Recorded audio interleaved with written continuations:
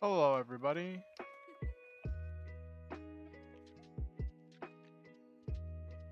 That was weird. The chat doc wasn't there. That was bizarre. Okay. Let me let everybody know that the stream is live.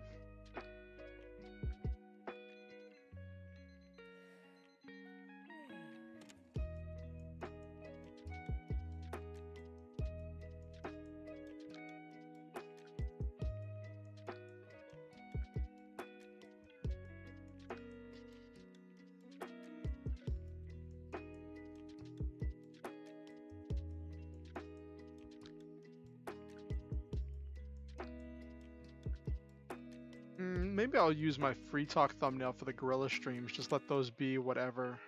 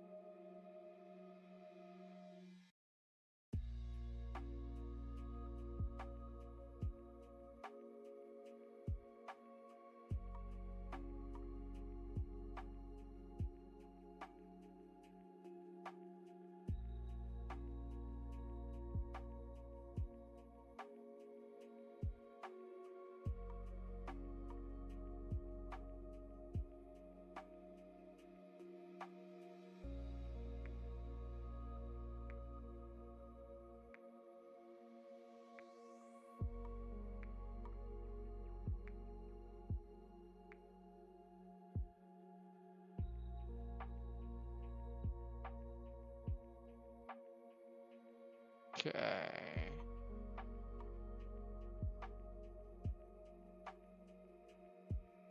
All right.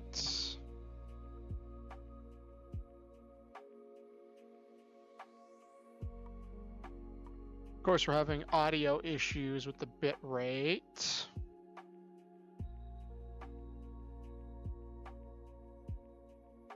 All right.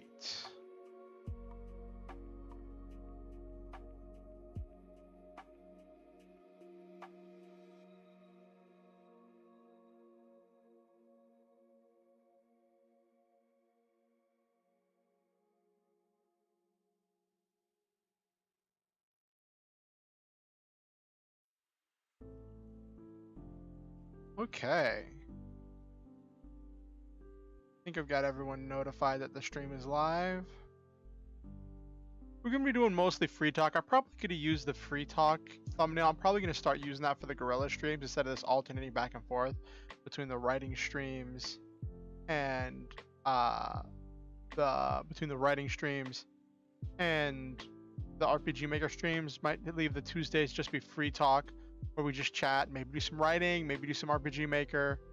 Uh, nothing specific, just free talk.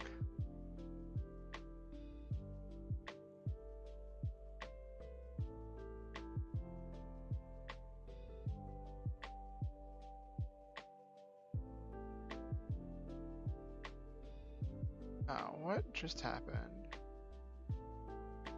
Why did I just get tagged in a thing?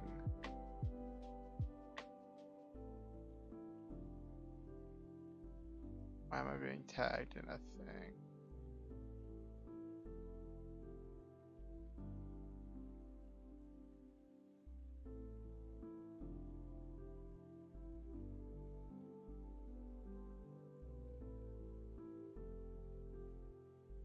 Alright.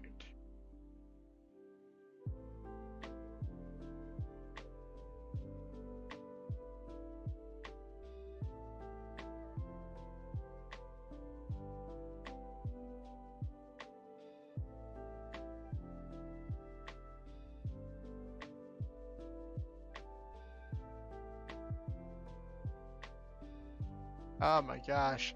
Someone in one of the servers I'm in just did an at everyone thing saying, how do we get people actually talking?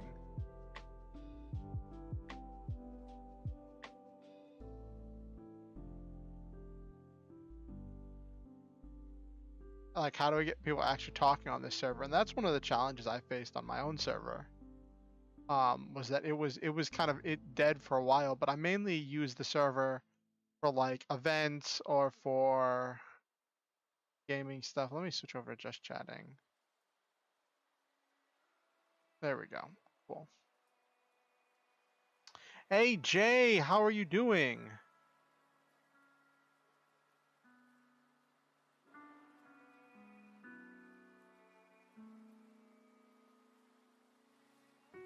How are things going for you? Nothing much? Okay. Well, it's good to see you.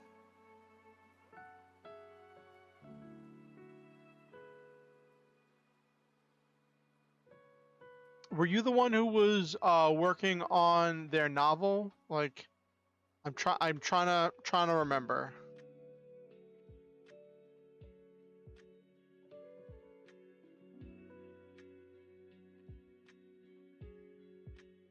Because you're my friend. You're my if you're who I think you are you my IRL friend I used to play Vanguard with? Or is that somebody else? So I have you confused with somebody else.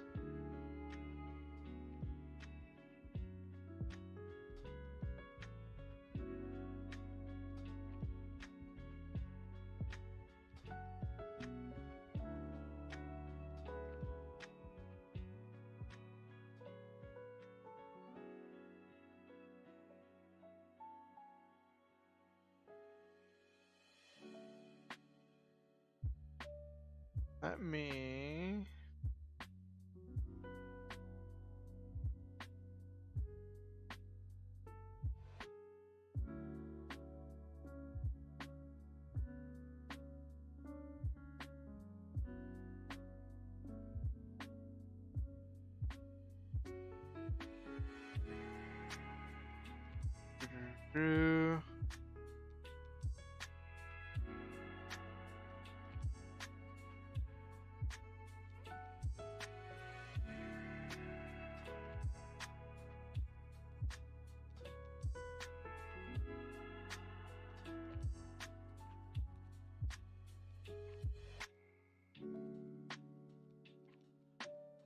Okay, just letting one of my friends know that I'm live, because this isn't a normal time when I'm live. Though, at the rate it's going, like... So, Tuesday nights, I'm supposed to play in a tabletop RPG game, right? Where it's one of my chances to be a player.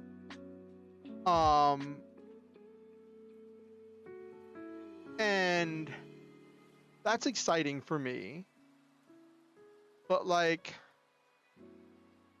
we keep having scheduling conflicts, and the group agreed for the RPG thing to get downshifted to every other week. So trying to play a game and doing every other week has been kind of challenging, because that just means that, like, whenever there's a scheduling problem, things just slow to a crawl.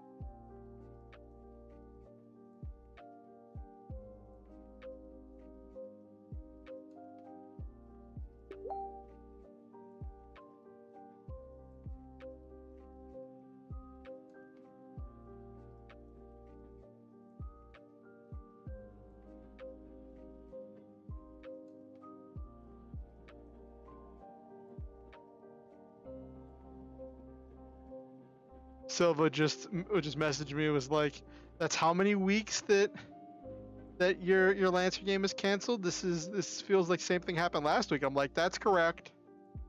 For what it's worth, it's always something different that's happening. And it's this thing where we stopped our last time we had a session, we stopped right at this big climactic moment, right? where this dragon had appeared, right? And we're mid-battle. So it's hard to start without someone, because if you start without someone, then you have to come up with a reason why that person disappeared off of the battlefield. And that's one of the things that that keeps happening.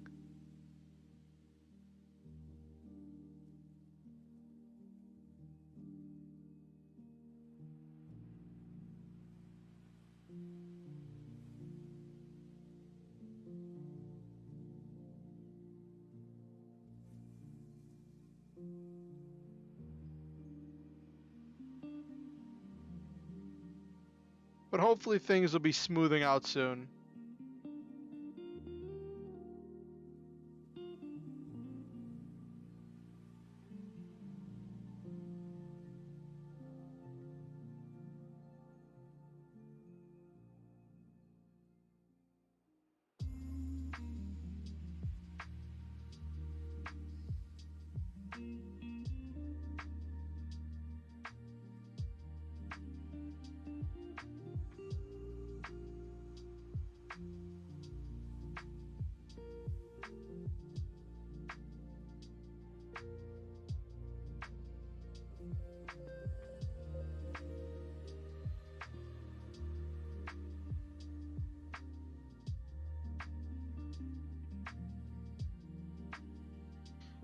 So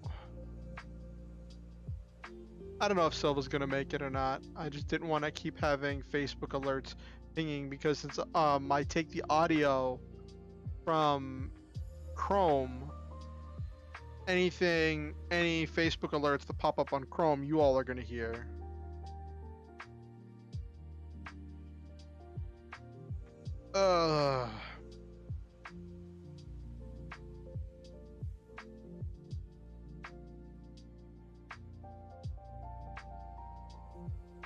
But I had a good day.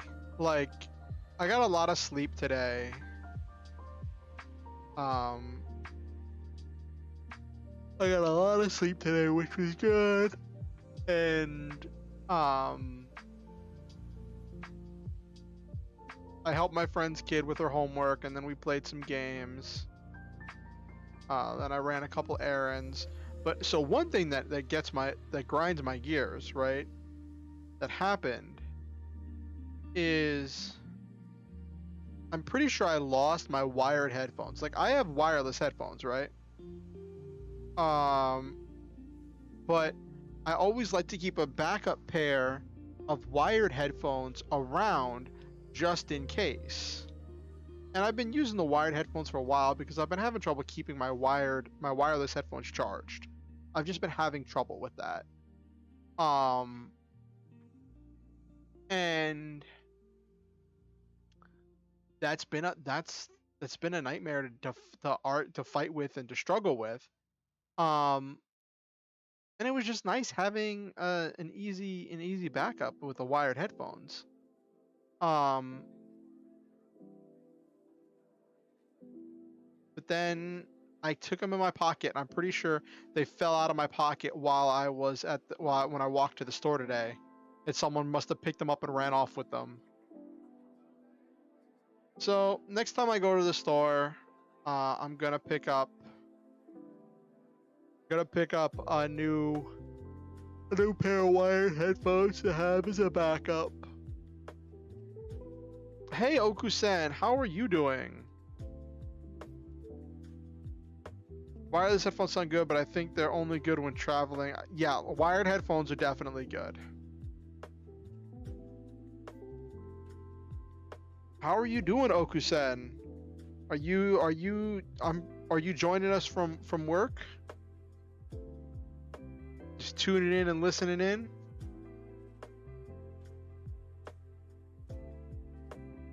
And how are you doing, Nabaru? How was your day?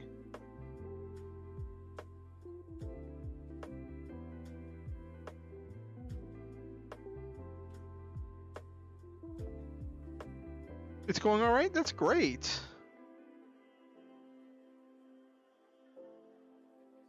I think in the future, if I keep doing these Gorilla streams or these Tuesday streams, I'm just going to use my free talk thumbnail. And I'm not gonna have it in. I'm probably having it like a free talk playlist or whatever. Um, and just have it mostly be chit chatting, maybe going on Twitter, maybe doing writing, maybe working RPG Maker, just random stuff instead of trying to like dedicate the stream to a specific thing. Oh, you are at work? Okay. Hopefully you don't get in trouble for listening to this, listening to us on at work. So that's something I'm thinking about doing. It's interesting because like, so if you look at my schedule, you'll see I'm supposed to be playing in a Lancer game tonight. Lancer is this great RPG that's like D&D but with mechs. So it's everything I wanted in an RPG really. Well, not everything, but it's a good bit. And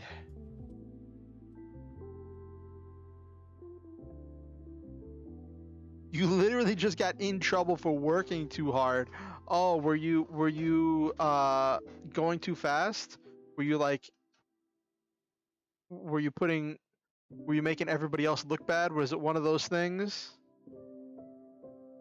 where you were getting too far ahead of schedule?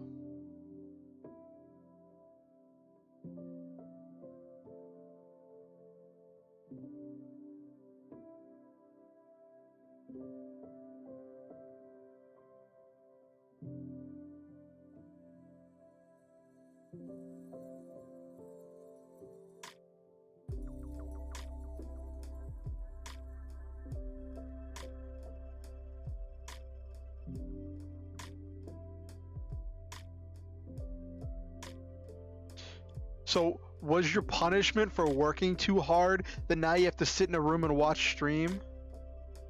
Other people with my vacuum and mop, but I caught up. Oh, so you were so you were moving too fast, and it threw things out of sync. So now you got to wait for them to do their jobs. So that way you can come behind them and do yours. Because okay, all right. I think I'm getting a grasp on it.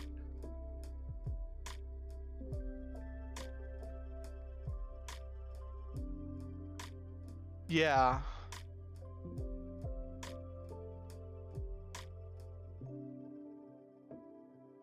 Sometimes I wonder if I could do a cleaning job. Oh, you're back at it now? That's good. Because like most of my anxiety comes with dealing with customers and dealing with people. But if I had a job where I just had to clean, but the thing is, I'm not fast. And I always get really like caught up in tiny details. And I might be that person that gets so caught up on trying to remove a single speck of dirt that's stuck to the floor that I make everybody else fall behind.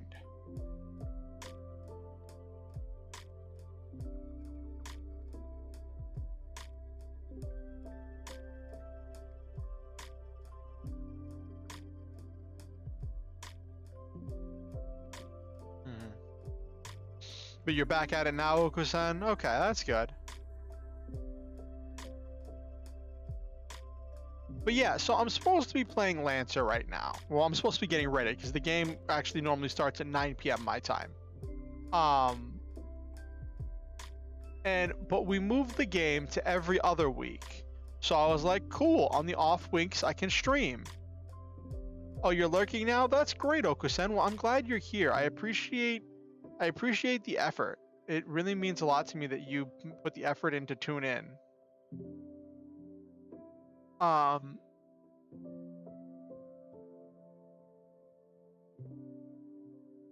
And so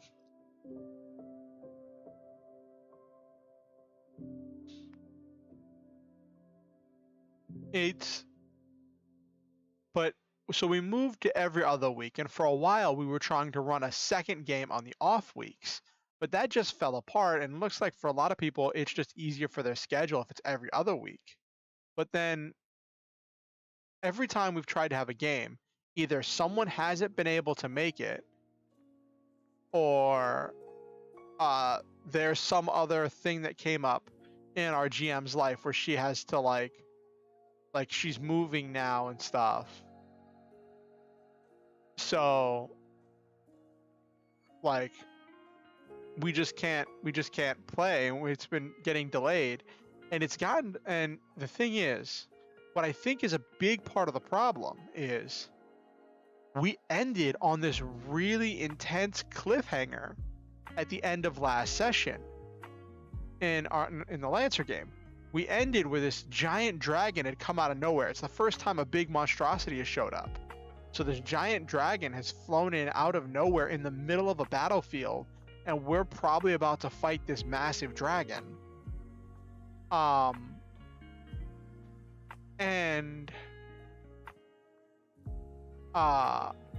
It's really hard to go with a lot of times you'll come up with some excuse why someone's not there if they can't make it, and you just go on without them. Well, it's really hard to come up with a good excuse when you're in the middle of a battlefield, especially when the GM, she's expressed that she wants all of us to be there for the next part of the story.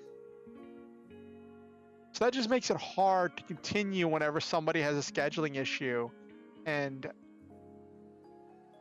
it's just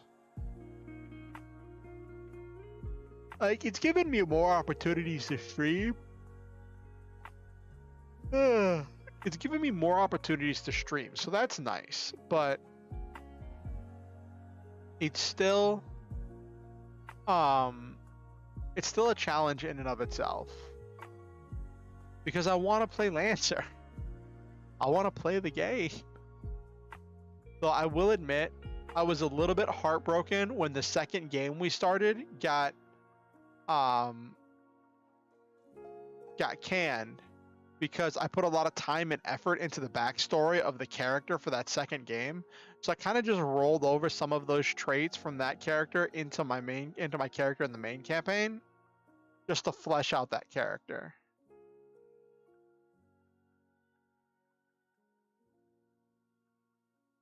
Yeah. Have you ever dealt with that, Nabaru, where you put a lot of time and effort into a character for something, and then the game or the RP or the thing that you're doing just gets canceled or just gets canned? Yeah, exactly. And my character for the main campaign, I'll admit, I didn't put a whole lot of thought into, so just rolling over some of those traits has been helpful.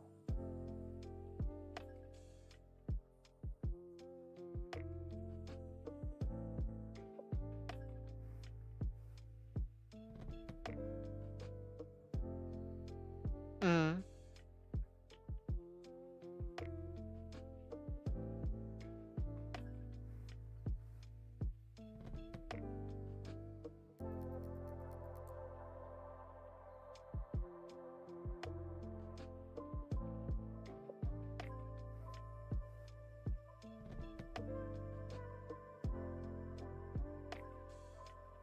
Ah.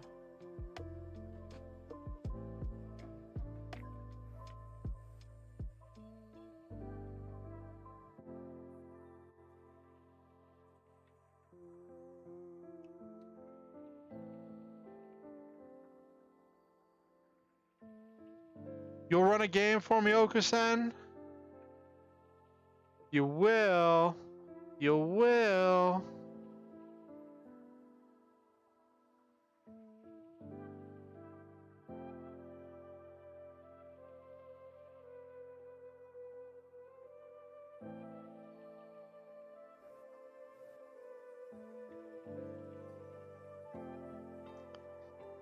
You'll run a game for me and I'll play.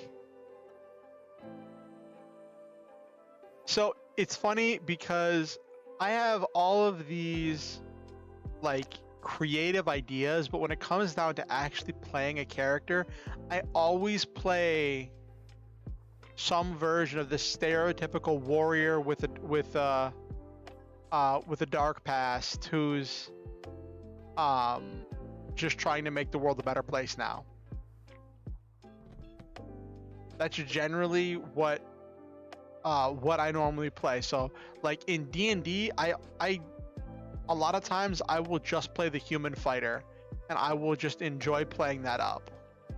Right now in my D&D game, I'm playing a Warforged Hexblade Hexblade Warlock. because I've never got a chance to fully play the Hexblade or the Warforged since they were officially released. But I don't know, the character I would play if you ran a Lancer game, Okusen, it would all depend on what type of Lancer. Would it be a Naruto themed Lancer game? Would we be fighting the Isekai with D&D? Yes. I'm just trying to think how would because I know that you were doing a lot of research into Naruto stuff for your Naruto Fate game. So that's just got me wondering, how would a Naruto style Lancer campaign run? Would we have custom talents? Would we have like custom ninja equipment? What do you mean, lol, no? What type of Lancer campaign would you run, Okusen?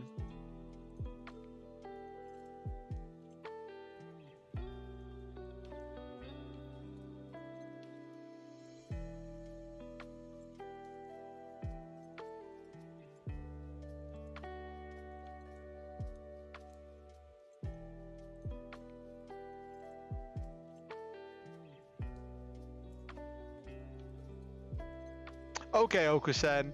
I don't want to get you in trouble at work. It's okay. But I can imagine, well,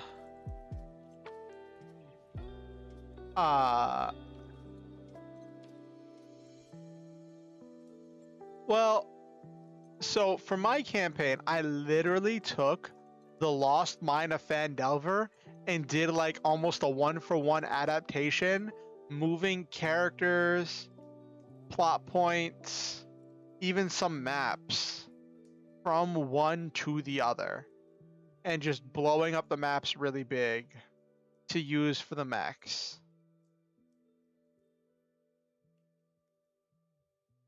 And so far it's been working pretty well. Though the one problem I'm running into is that like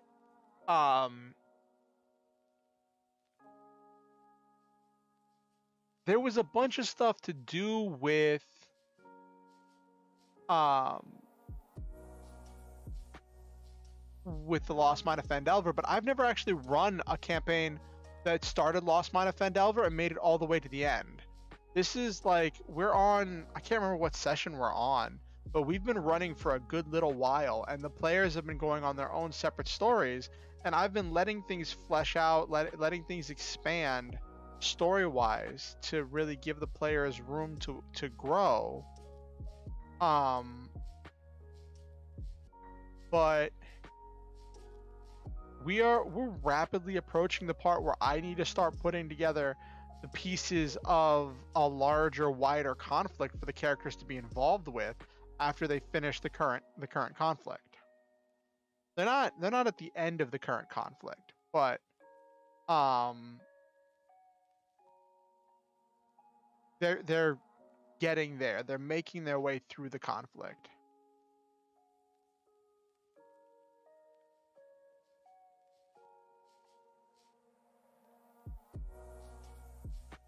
And that's always challenging. Like whenever you're running a module and the players are coming towards the end of the module, it becomes, what do you do? Because do you say, well, we finished the story, everybody, or do you spiral it off into your own world, going in your own direction, and really stretch those creative muscles? Which is kind of what I'm feeling like doing, because my players are very heavily invested into their characters, and there are a lot of these things that we could tinker with. Now, unlike whenever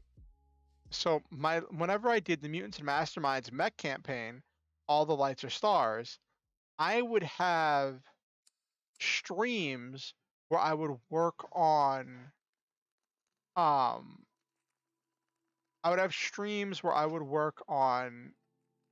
designing NPCs and designing story elements and factions and things for the players, because I was confident, because my players never watched my streams. At that point though, very few people were actually watching my streams. But now it's fun though. I'm biased as I just make the world, but I don't have a final plot or endpoint. Oh, that's cool, Nabiru.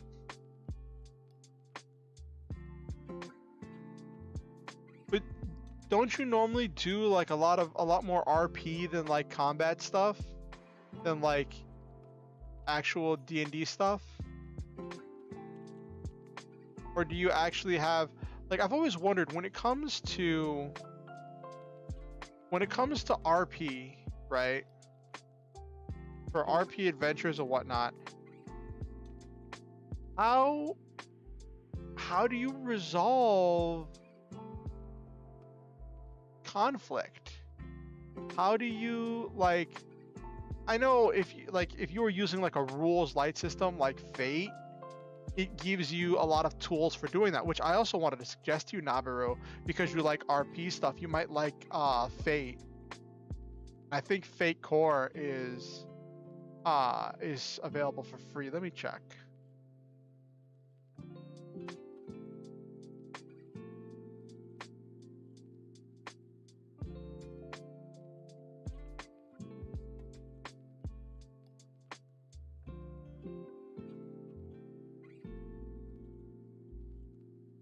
It's all free.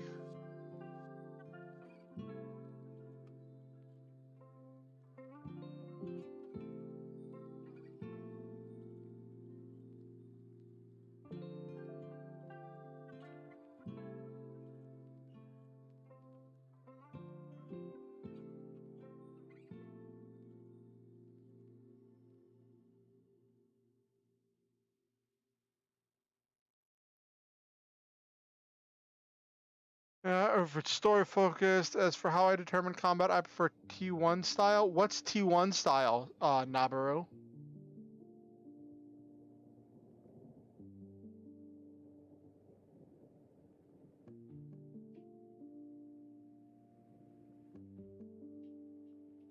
Used by people in chats or forums. Okay, so I didn't know there was actual style for it. How does it work, Nabaru?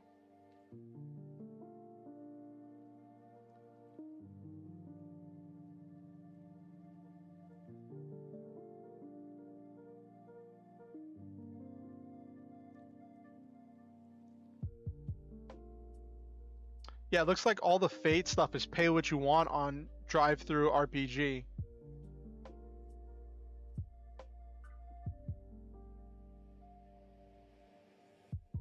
Oh, so there's no random factor.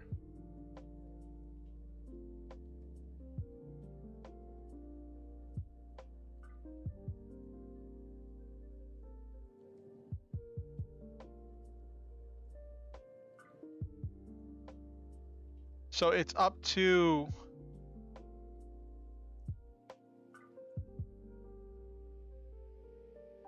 Okay, so then it's up to...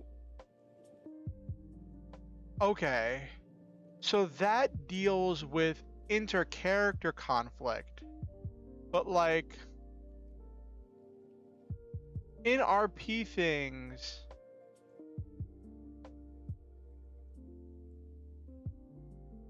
in those kind of like RP session things, is there a game master? Is there a person that's controlling like the Dark Lord or the evil boss that everyone's working together to defeat? Is there a lore master that's running all the NPC mobs? Or is that not a thing in RP sessions? Do RP sessions like that normally just focus exclusively on the player characters?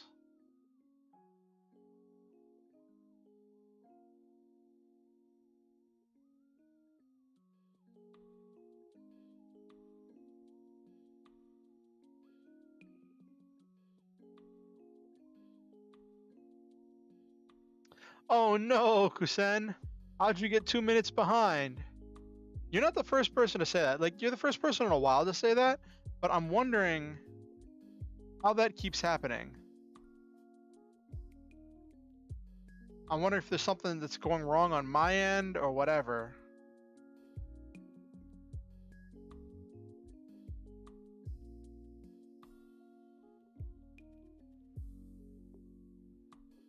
Is a boss the one who made the world is usually in charge. They determine various aspects can avoid certain things if they feel it's right. Oh, I see, Okusan.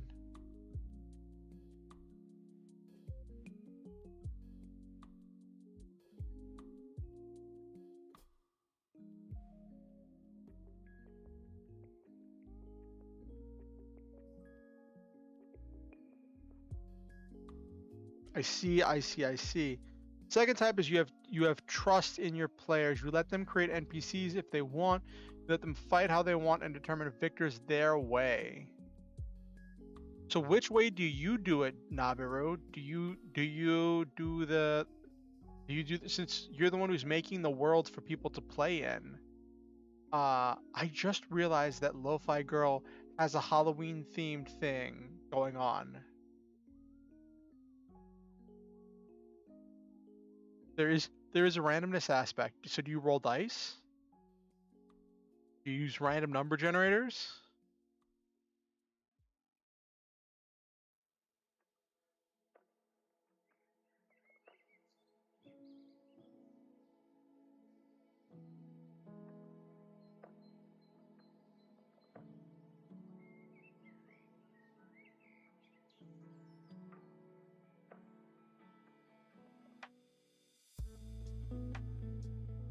Fast connections, fast typers.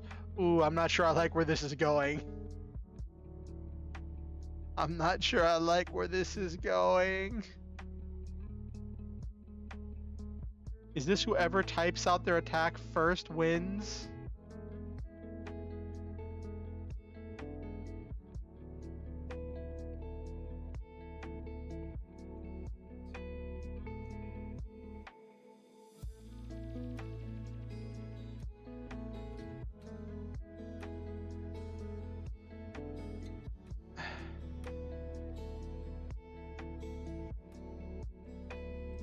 That's really not sketchy. Hold on. Let me turn down the volume of this real quick because it's getting kind of loud. No, whoop, sorry I forgot your ears.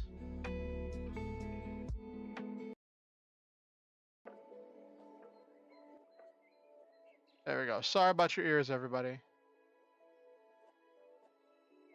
I did RP with a friend once. We created a world together, established rules and boundaries, then took turns being the GM. It's entirely freeform, but whenever there was something questionable, we referred to whoever was the GM at the time. Ooh, that sounds fun, Okusen. I prefer T1 because it's story focused. The fights has a meaning. Things have actions and reactions.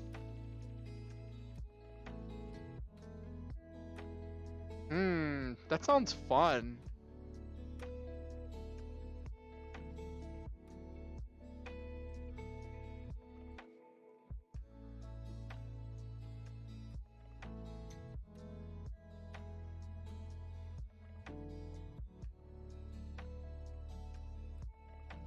That sounds really fun. It sounds like you all do some really cool stuff. You can also wait a few days to post how your character responds.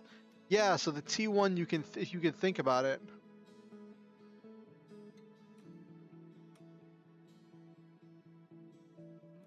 Yeah, I could see where that would be a problem, Nabaru.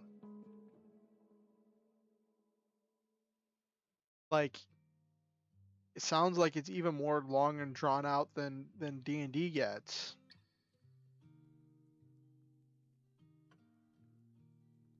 One turn could take days.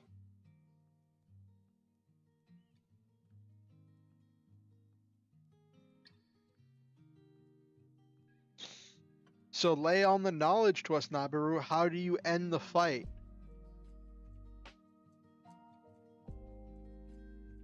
Do you have to have some kind of objective that you're trying to achieve beyond just beating up your opponent?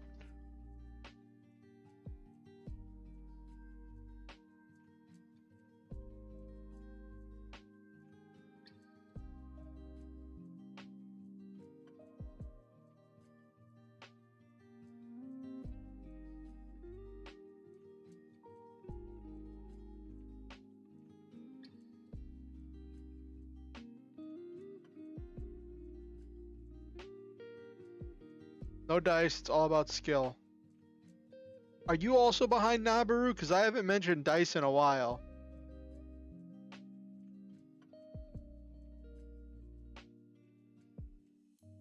Can your character actually survive and win?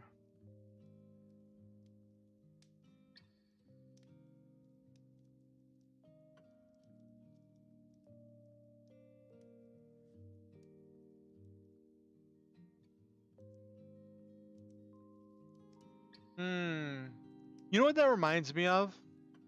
So, one of the people in my house, one of my roommates, was watching that movie. I think it was Rampage, the one with The Rock and the giant monkey and the giant alligator thing, the giant crocodile. And I was reminded of how like actors like Vin Diesel and The Rock and a lot of these action actors, the writers of anime fight scene don't use dice to determine who wins. They weigh their odds, their power scaling. Yeah, but also like fights in an anime are supposed to tell a story. They're supposed to like have a purpose. So like um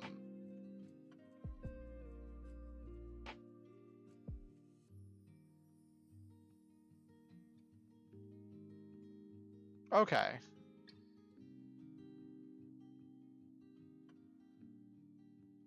So I guess in RP stuff, you're not just okay.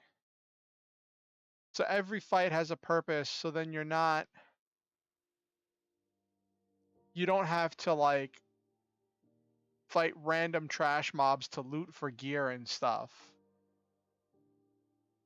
You aren't delving through random dungeons.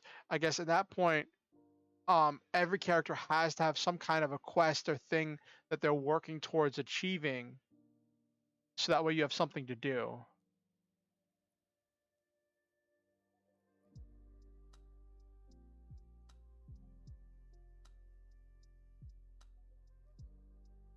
That might be me, the whole fight to fight thing, because I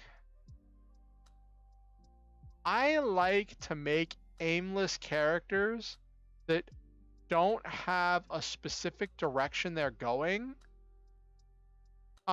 because I want to play a character who's getting caught up in whatever the DM's plot is.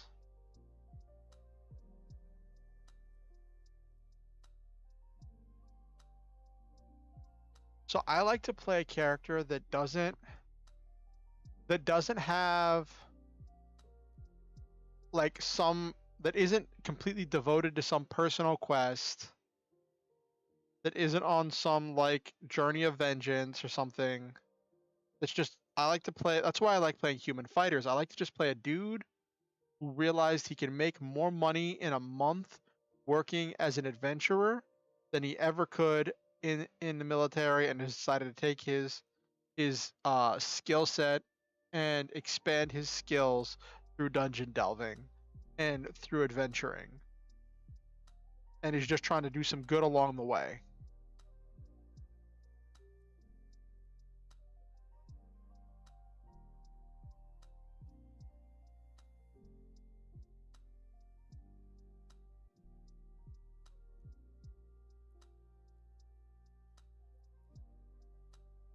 Oh, so there's casual.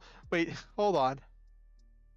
You say casual, so there's casual play. Does that mean there's competitive RP?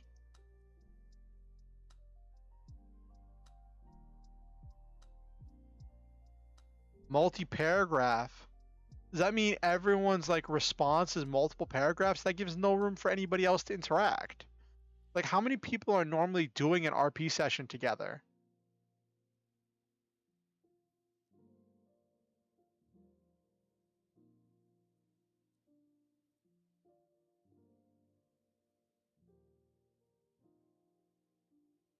I was memeing. There's a competitive side to RP? What?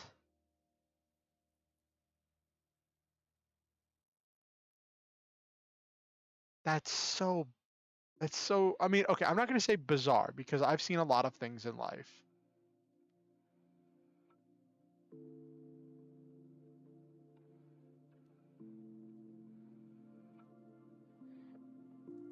Okay.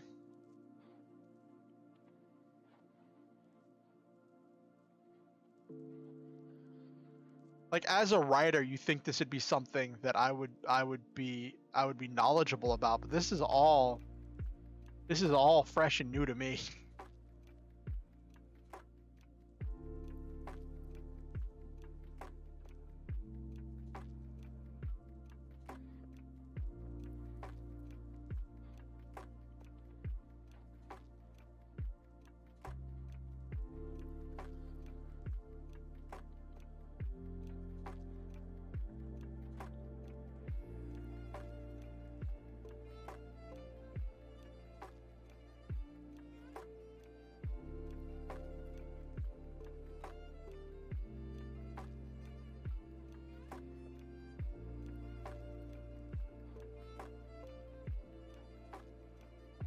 Casual's also called lazy lit. Oh my gosh. It's for those who just want to do simple paragraphs, simple posts every so often, not entire multiple paragraphs with depth for everything. That might be me because I don't know if I would have the mental energy to do all of that via text.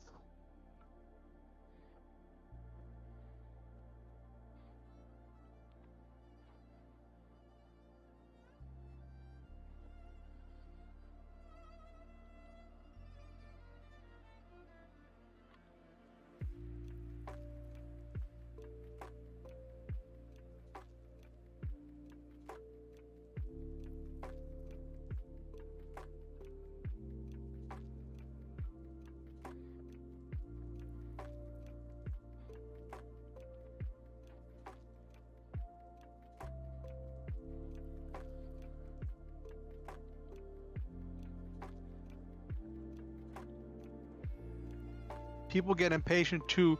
You also have to be careful with what you describe. Oh, is that like, do you have to worry about like triggering people and stuff? Because you deal with like really intense emotional topics, Nabiru?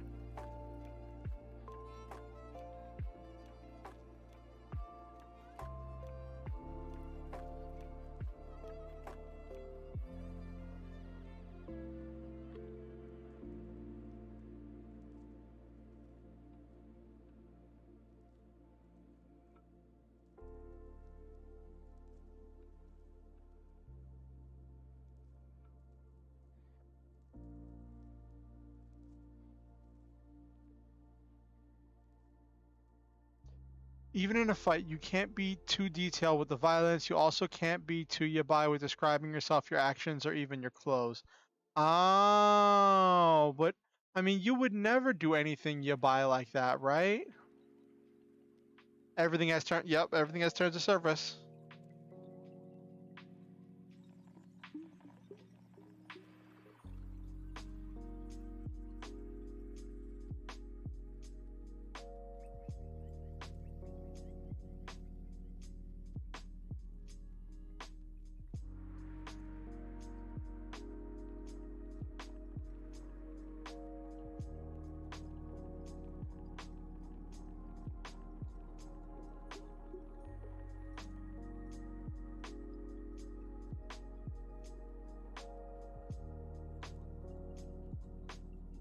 I can see that, like,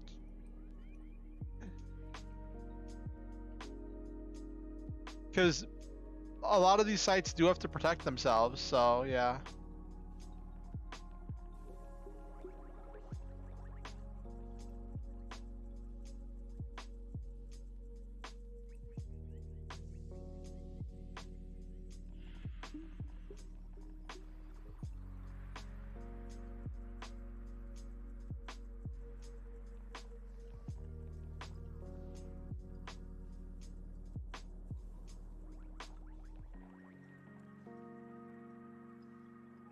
I got in trouble once because my character's outfit squeaked too much. Think Rogue from X-Men. No skin can be exposed, so I put them in a. Oh my gosh.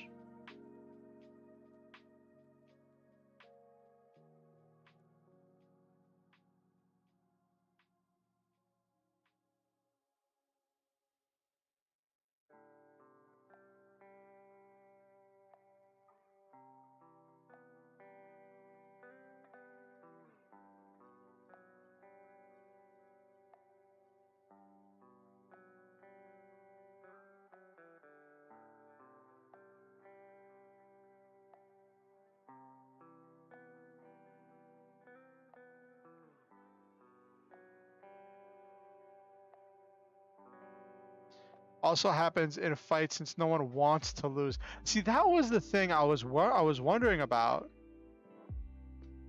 Um,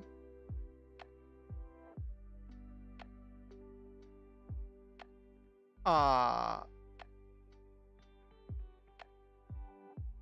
I was wondering, like, if it's in a competition, like a PvP situation, and you're saying it comes down to knowing whether your character is going to lose, or whether your character even can win, that got me questioning who wants their character to lose? Who would willingly go along with it and have their character lose?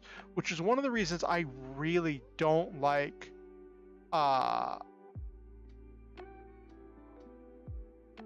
so like situations like that are why I really don't like PvP between players. I really don't like players fighting each other or acting against the common interest. Like, I try to be very careful with that, and like, if there's going to be a situation, which I probably have to outline for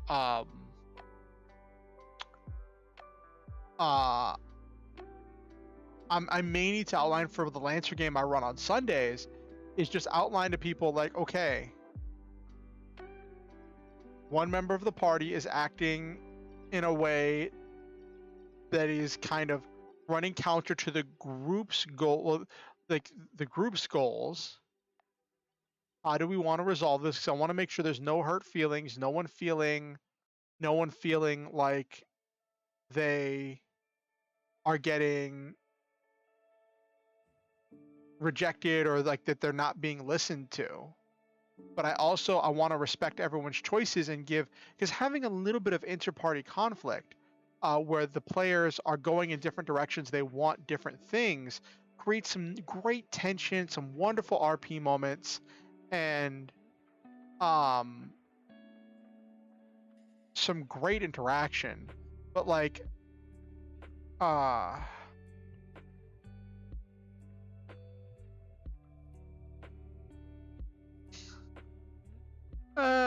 that's funny, Naburo. So like, but here's the thing with it, like, if like in a game like D&D, you can have things end up breaking down into combat, right?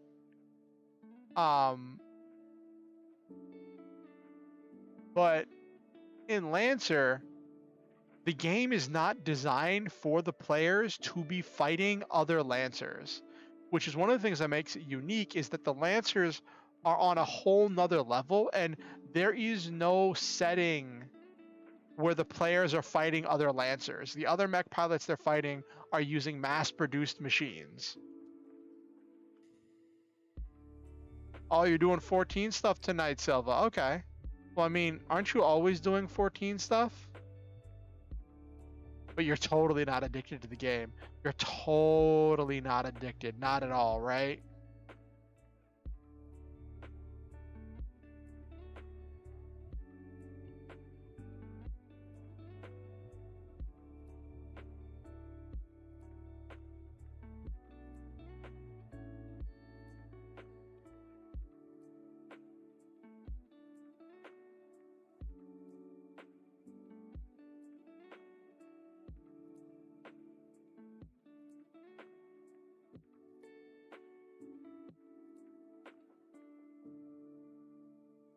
But in all seriousness, Okusen, I don't know if you're still lurking around or here. If you ever did run a campaign, I would love to play in like a Fate campaign, because I've wanted to play in Fate before. I almost ran a Fate campaign, and I was debating jumping into Fate whenever I was like looking for a new system, because I was trying to see about jumping from Mutants and Masterminds to Fate. But I don't know if Okusen's still here.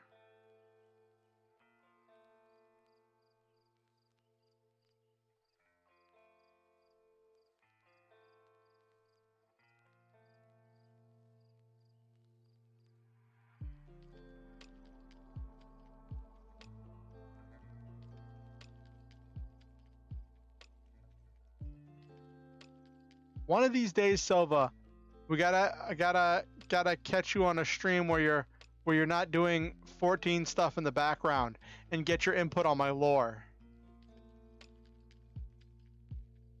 To learn RP fights. They do Naruto RP fights. My Hero Academia wants toxic community, but good fights. Their animes have detailed power scaling. That is also true. Their animes do have very detailed power scaling.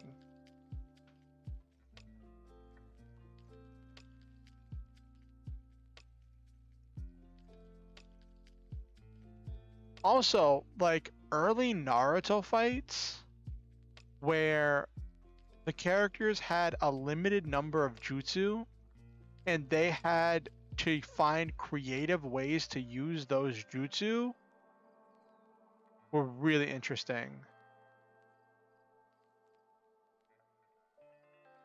Yeah, I can see that, Nabiru.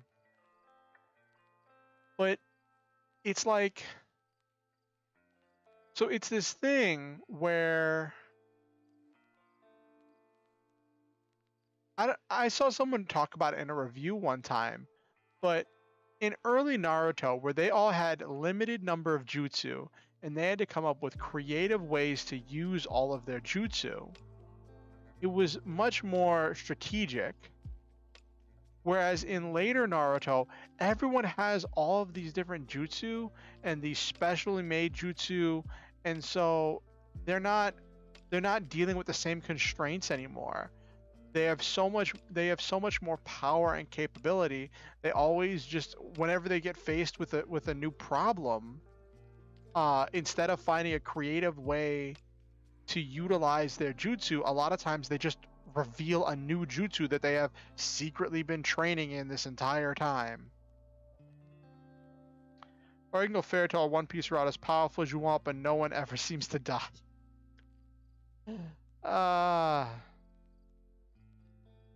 And the RP never seems to end, right? With One Piece.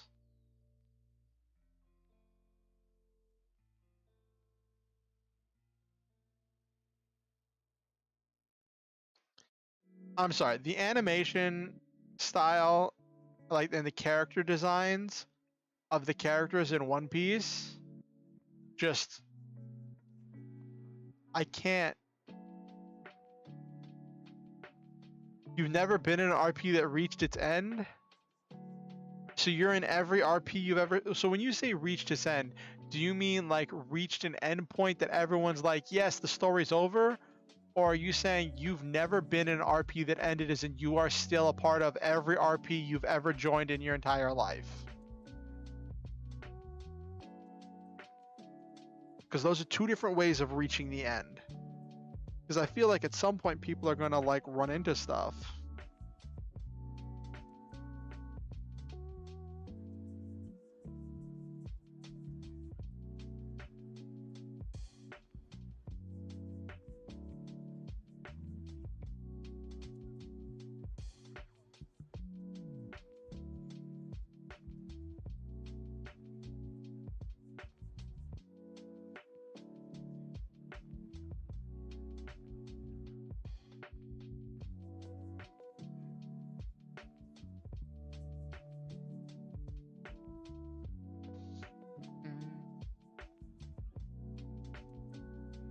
RP stories can be made, can have many fun players, a good world building, then it just stops. No one shows up, no one posts again, it just stops.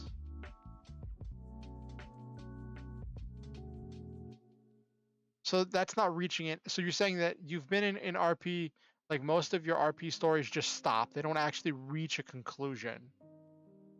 Okay, that's kind of sad.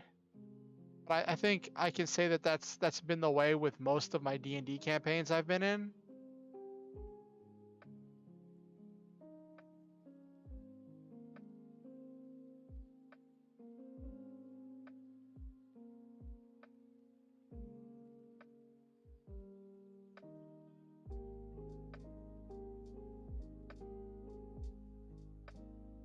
For about 2 decades. That's a lot of RPing, Nabiru.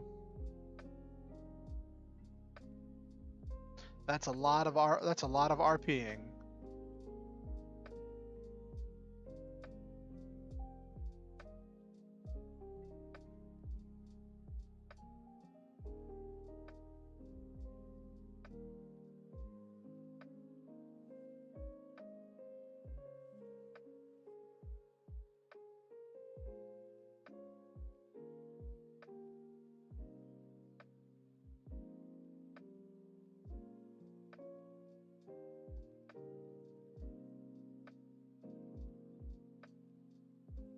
So what would you say is your favorite RP thing, Nabaru? Like your favorite RP campaign story? I don't know, what do you call them?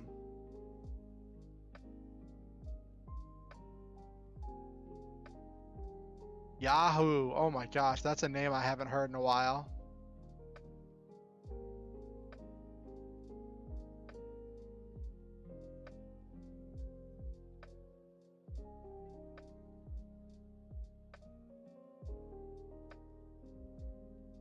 Yeah, your favorite.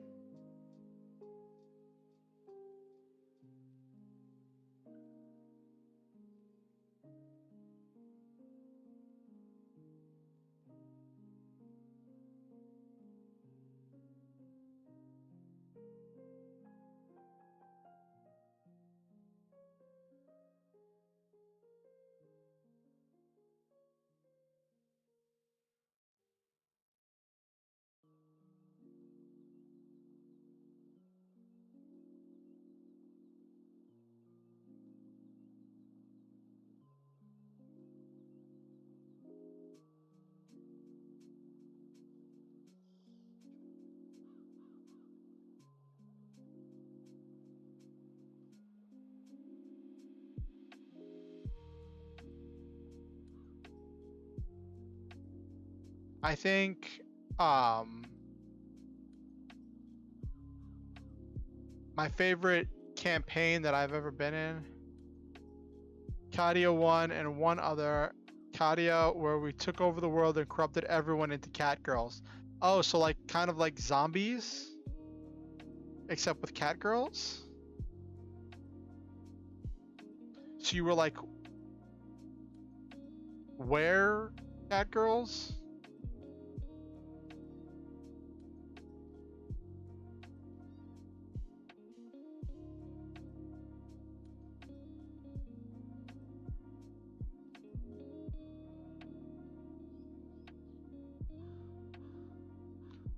Oh my gosh. Multi-dimension hopping, transforming everyone. Mwahahaha. The army of unstoppable cat girls.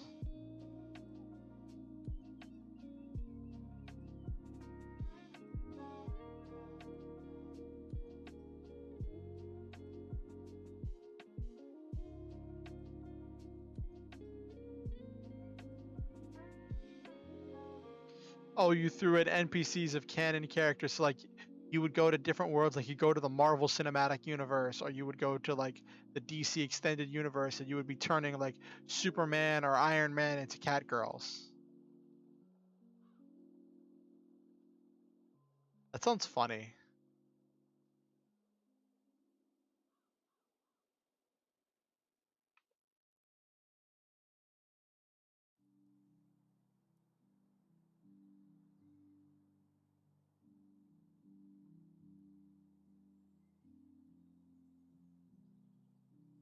Oh, that's a long time.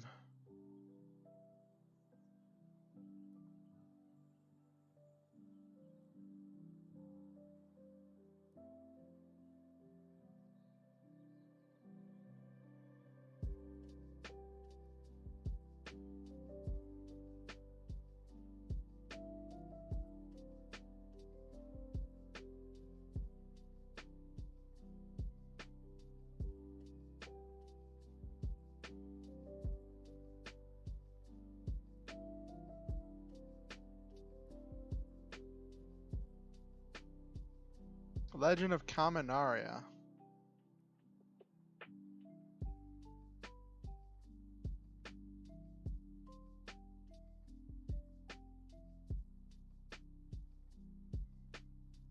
I went from being one of the protectors to the main bad guy due to my power source being broke and infected by the evil we fought. Oh no!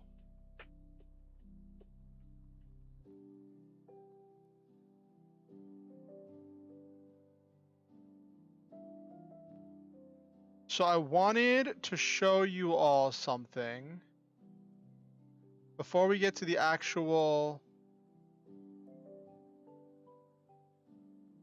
the actual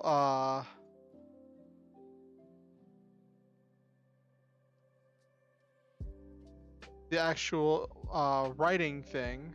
It was the first time I was ever a villain. Now I'm addicted to being the DM making worlds.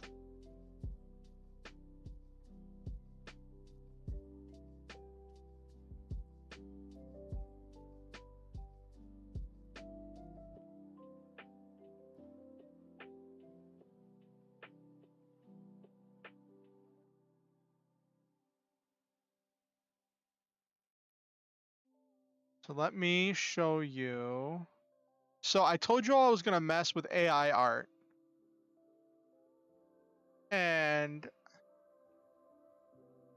I got something. It's not a finalized thing by any stretch of the imagination, but it got me. Where's image source?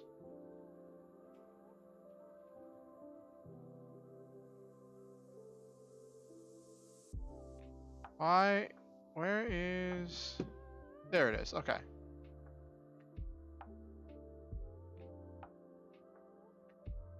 So I was goofing around with some AI generated art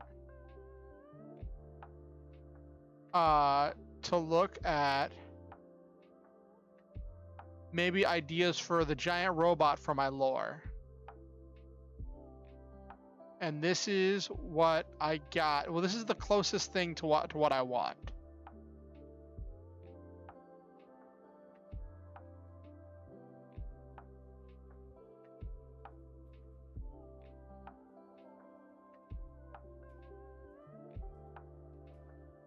Listen, all right.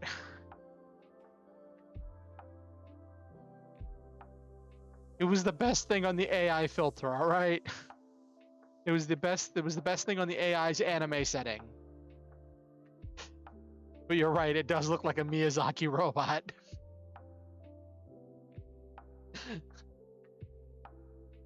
It's the closest thing to a mech I was able to put together. I was able to get the thing to put together.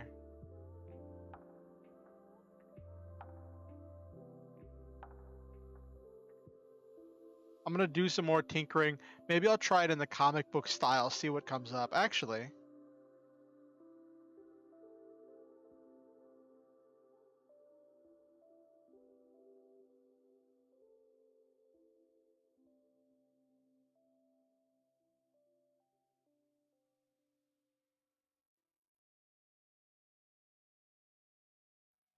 close that. Close that.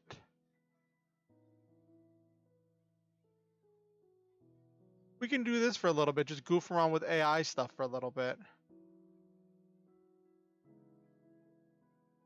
Yeah, that's kind of creepy.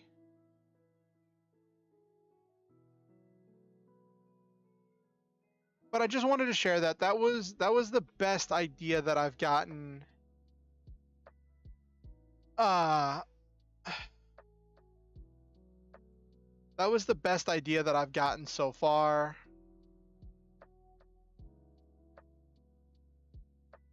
I was using the Night Cafe AI. Yes, each finger could be a hand to hold the sword.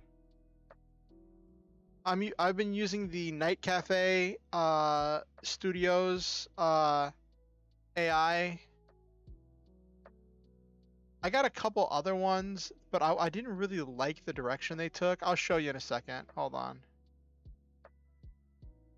Why is it saying Stream Elements bot is running? The Stream Elements bot should have been running.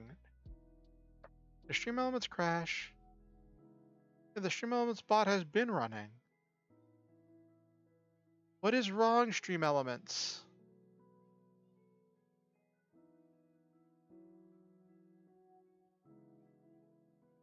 Whoops.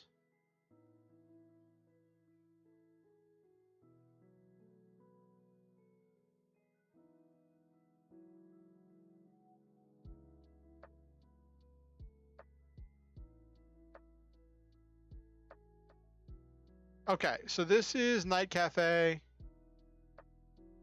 I've been trying to like take this and evolve it into something because you can start with an image and then evolve it and change it up.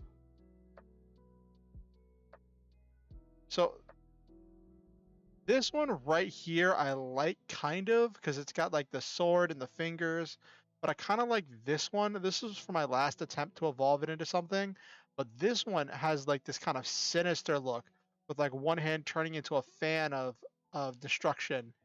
So this one is weird because like the arm is a sword, but the wrong way.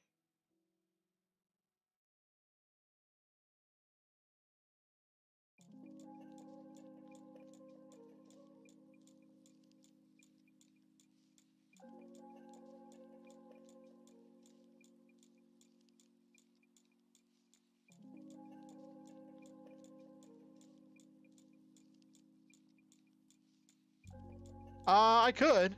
I could. I'm just using these for reference as something to show whenever I do actually get an artist to design a mech for my lore, I want to have some kind of reference. So this other one, yes, Gravion did have multiple forms. This other one looks kind of cool too.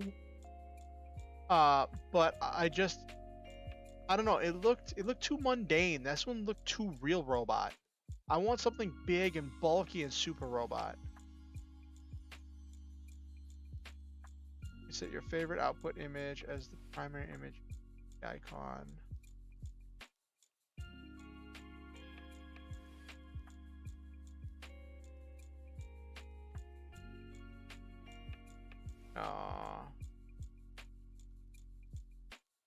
Let's evolve this one. So this was the text prompt I gave it. Broad shoulder, giant mech, big sword and shield.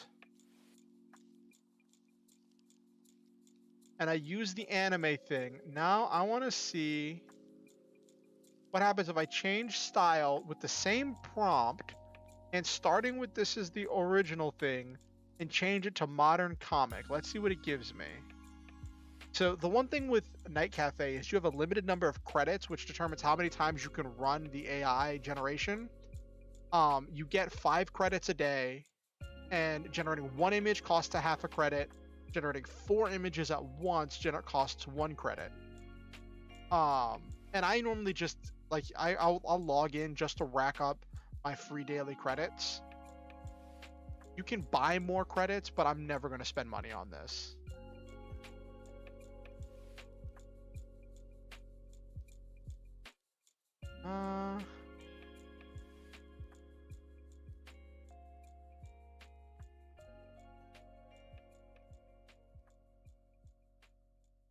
Let's see what happens if I change styles.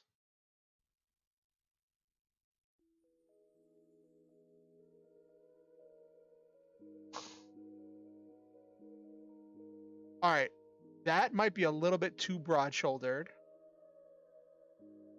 I like this one, how runic it is, but it's missing an arm, and I don't like that.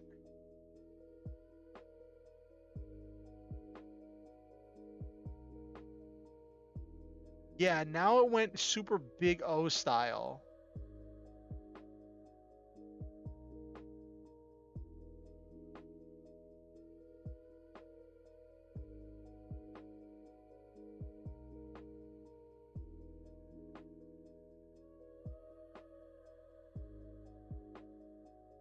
Just do something real quick.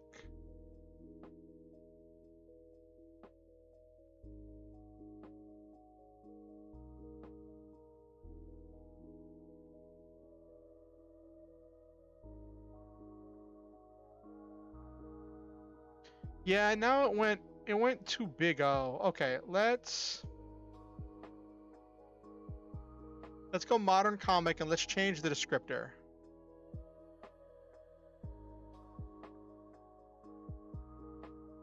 Giant super robot.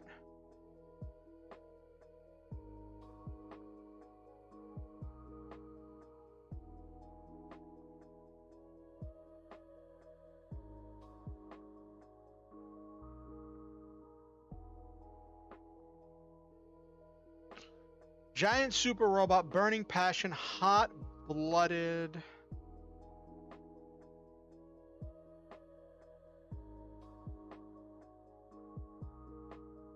Star powered. Let's see what we get.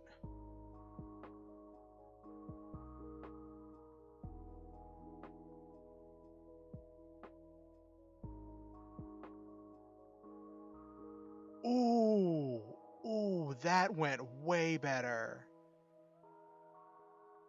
Hold up. That went way better. Hold up. Hold up.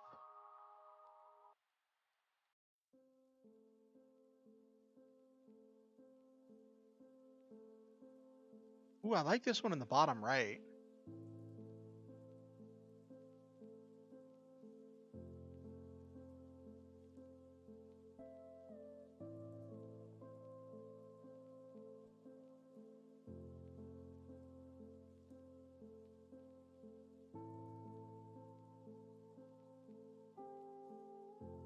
Yeah, the bottom right looks really cool.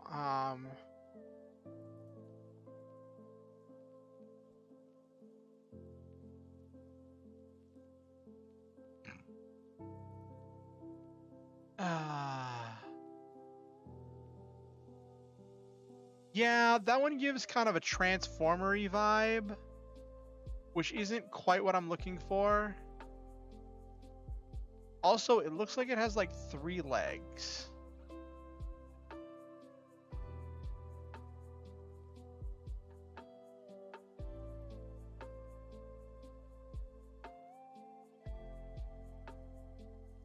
Okay, first let me duplicate that.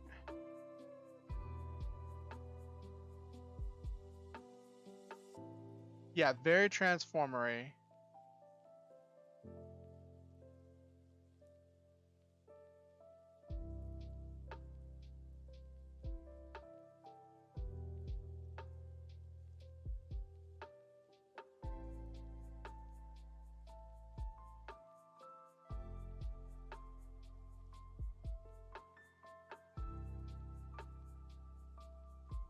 Okay, so no, I don't want to do this. I want to go to my creations.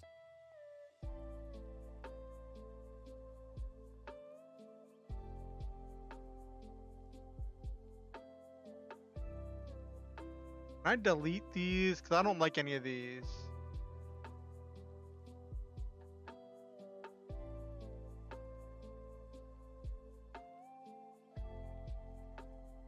I don't like any of these, so we'll delete these. Don't like any of these.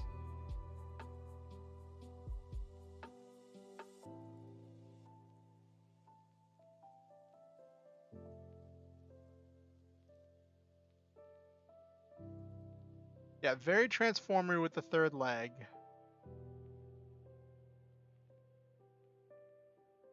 Let me...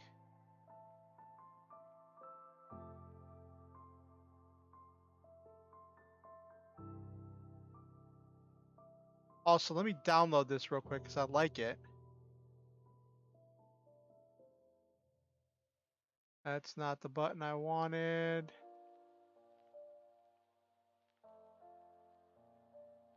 But this one, the first one, looks kind of cool. Alright, let's evolve this one.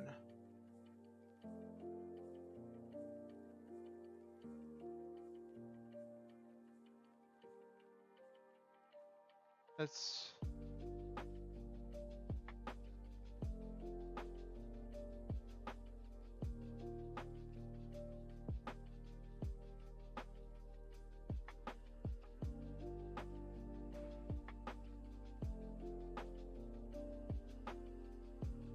Okay, so here's my text prompt. Giant super robot, burning passion, hot-blooded, star-powered.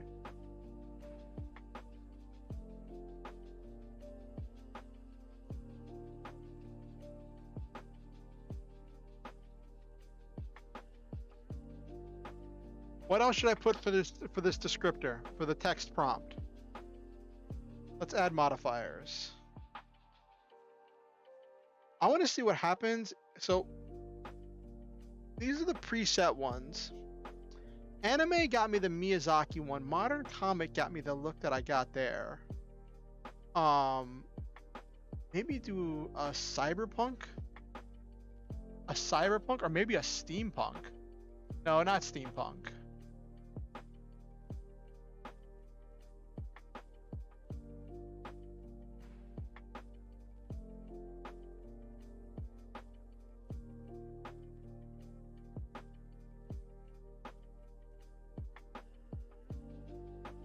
Oh, I can do both in advanced mode. Okay.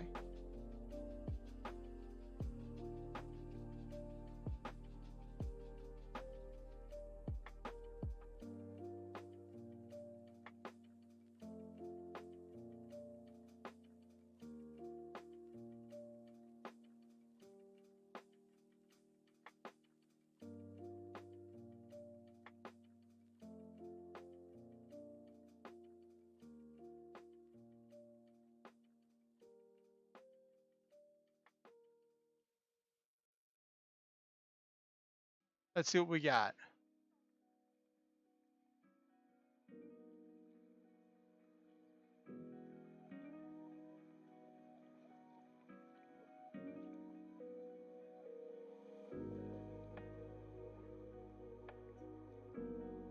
None of these feel like an improvement.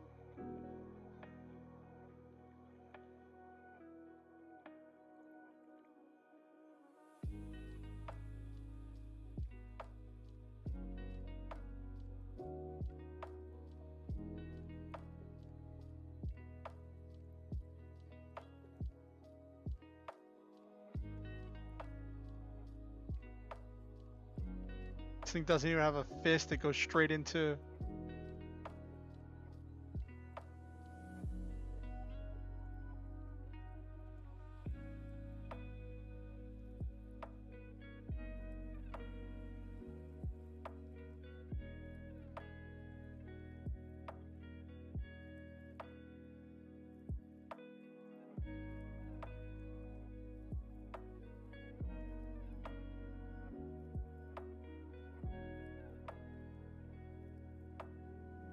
Okay.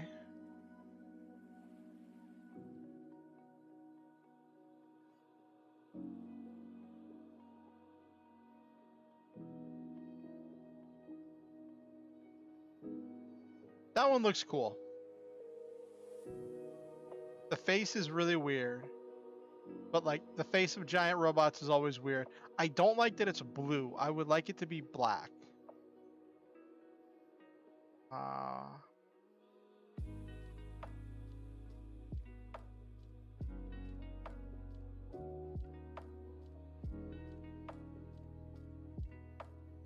This will probably be the last one, then we'll delve into actual writing.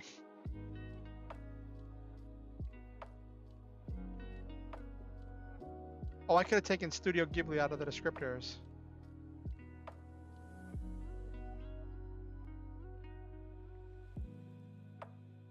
Yes, Dayusha colors.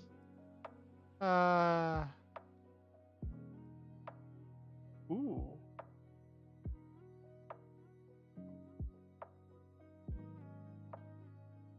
This one in the bottom right looks pretty good. But it gets a little bit too.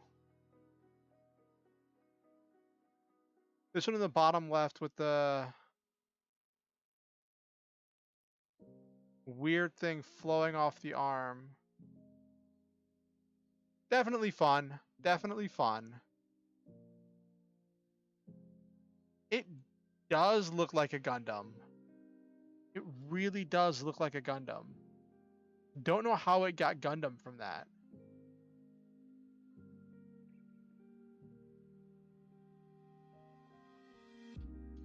Yeah, we're messing around with some AI art for my character lore. Top left gives me like Optimus Prime vibes. Does that give anybody else Optimus Prime vibes?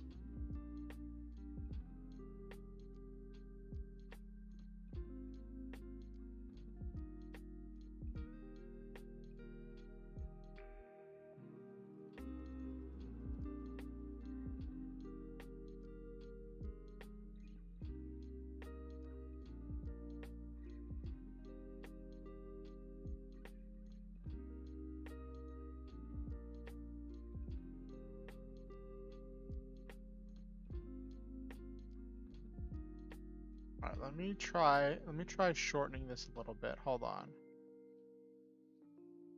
Alright, 8K resolution, concept art, natural lighting. We take out Studio Ghibli. Oh wait, did they put comp? They put commas between each thing. Have I been doing this wrong this whole time?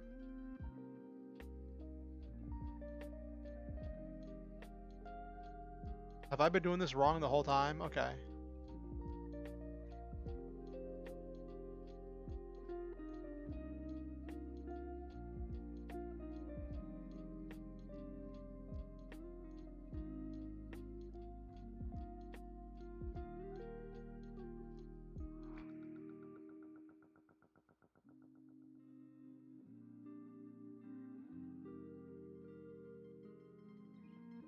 Black and gold.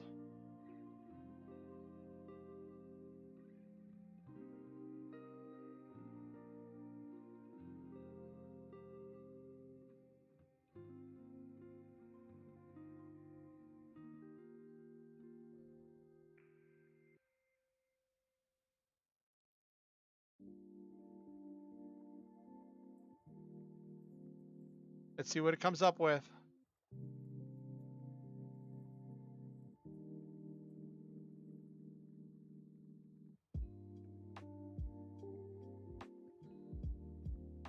Hello?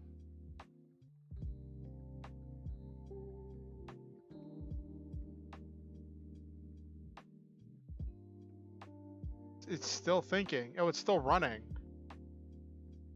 Oh, geez. Hope I didn't break it.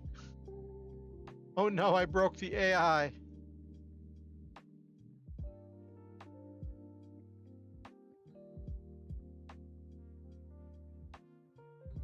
Just because I put commas between things? Well, that's processing. Let me clean up some of my other stuff here.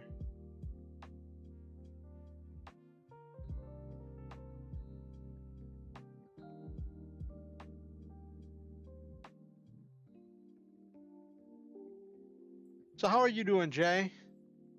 Oh.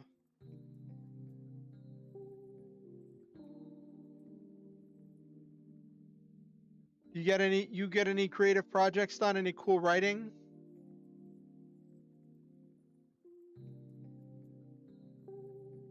Okay.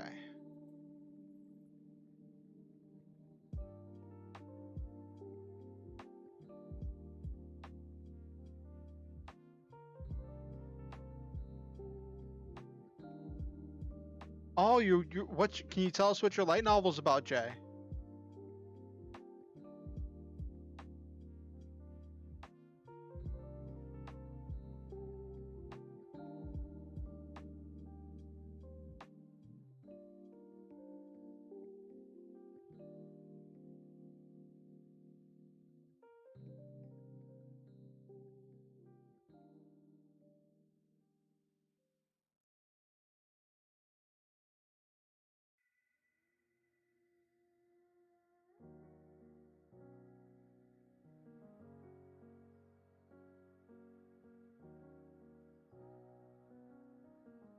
A state building walls and regaining its independence. Ooh. Ooh, it finally finished. Oh, yeah. These things came out much better.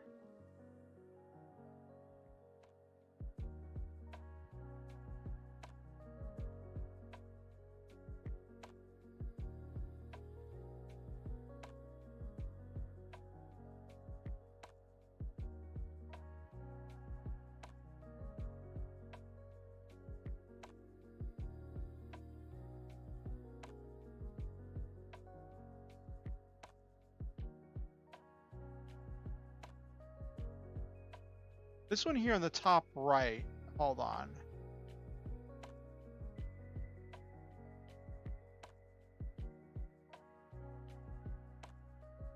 A state building walls or regaining its independence. That sounds really cool. Like, is it like an ensemble cast, or is there a primary character that's like a revolutionary that like has a lot to do with all of it?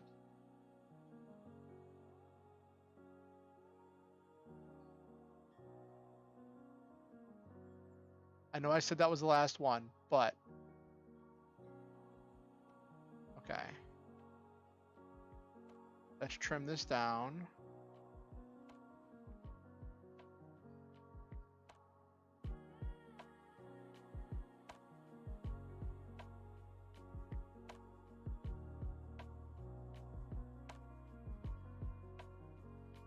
Okay, comic book art, perfect, smooth, black and gold.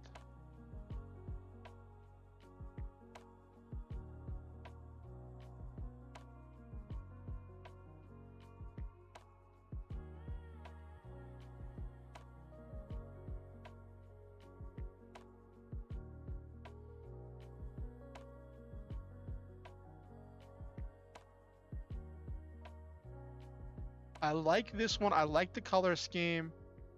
I like the headpiece. I wish it wasn't being viewed from below, but you know, whatever. Alright, this is really the last one. This gets addicting. I can see how people could get lost in this.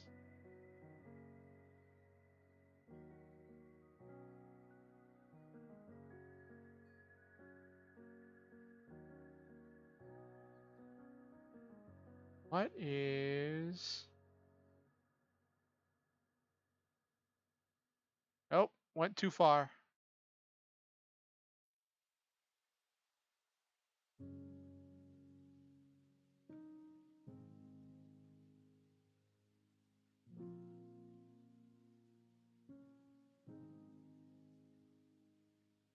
All right.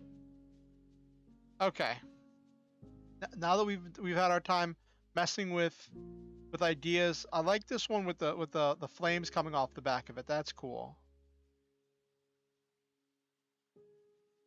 Hello, Okusan. How are you doing? We were just messing. So I forgot, Okusan. You weren't here for my lore. Governor becoming president of state. Ooh, that's interesting, Jay.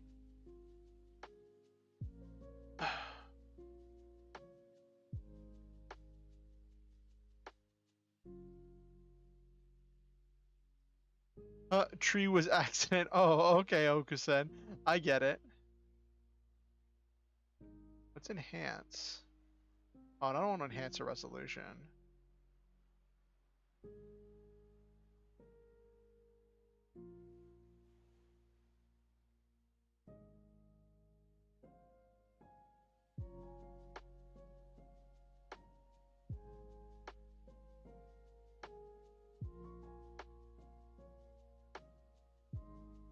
I want to try creating something from scratch.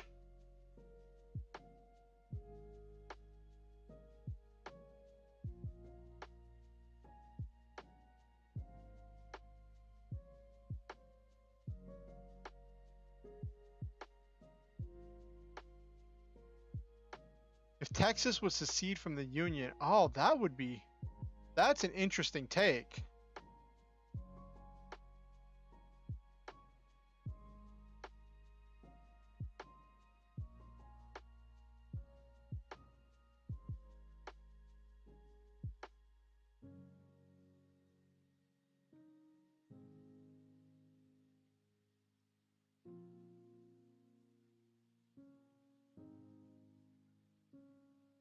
I don't know why it keeps wanting to do a weird thing over here with the arm.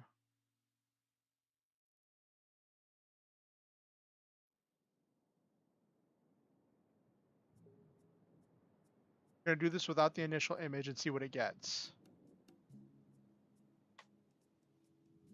Burning passion, hot-blooded, star-powered, anime, key visual, deep color, intricate, 8K resolution, beautiful composition, comic book art, smooth, black and gold. Okay.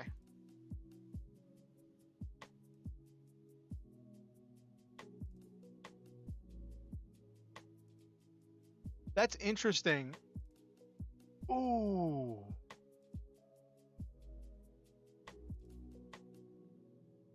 Ooh, just taking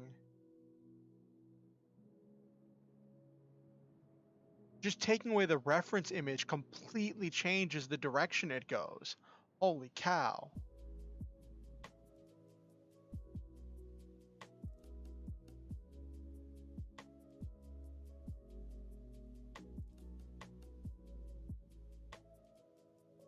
All I did was take away the reference image and let it just generate from just the prompts I was giving it. I took away all of the references to other people's art styles because it was referencing specific other people's art styles, and I took all of those out.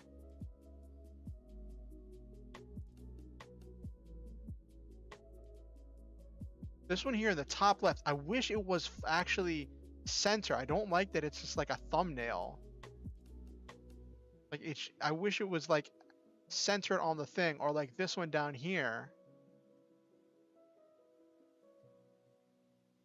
Well, one of the things I said was burning passion, hot-blooded. That was literally one of the I'll download this one.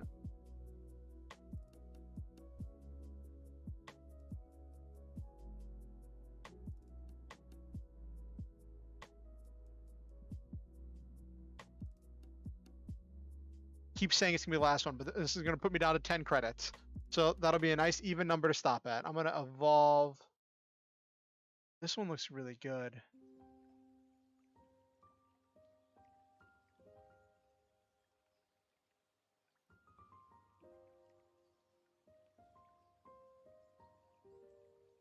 But this just looks so like Be Not Afraid style. You know what I mean?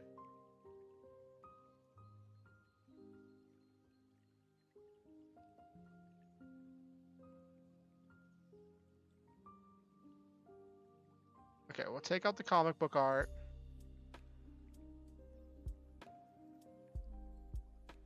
Take out the beautiful composition.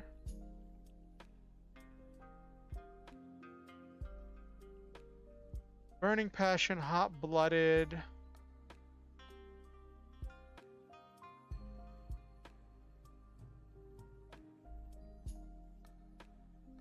Listen, this isn't gotcha though. This isn't gotcha. This isn't.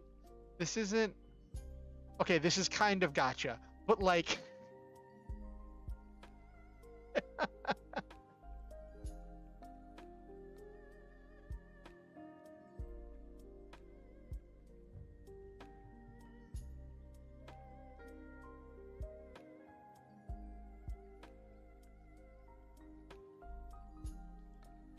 Viewed from above.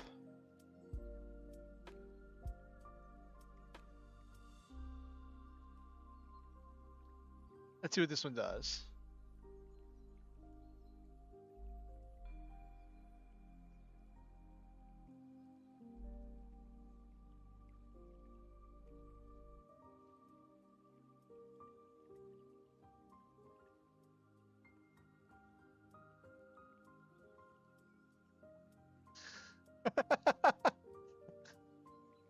Okusen, at some point I have to explain my lore to you. When I explain my lore, all of this will make sense.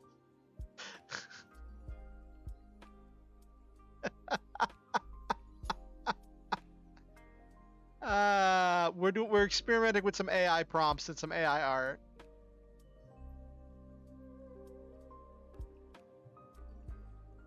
Or are you gonna disown me because I'm messing with AI art?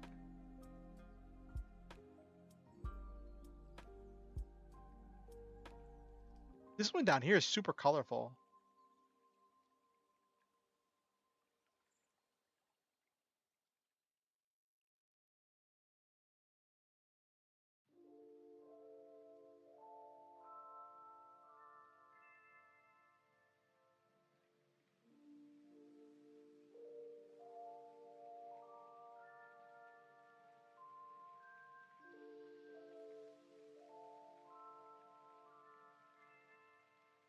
Oh no, what have you got to say, Okusen?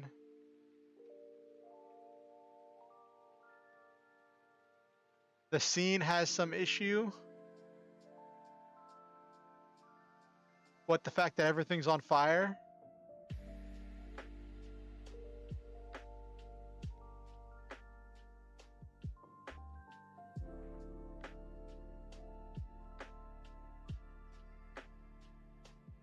Yeah, it got a little bit too goofy.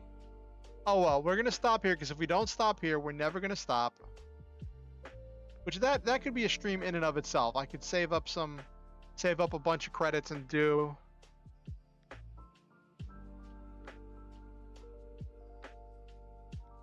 You can't get into it now. You have more important things to say.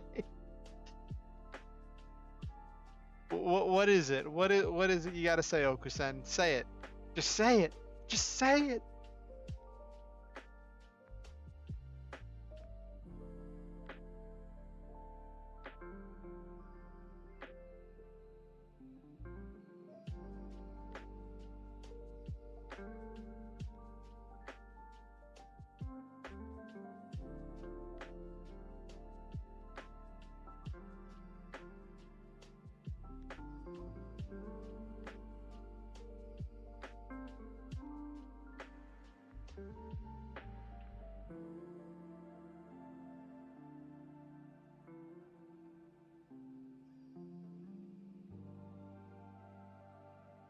Okay, I said I was gonna stop there, but now I'm actually messing with the advanced settings. This is totally different.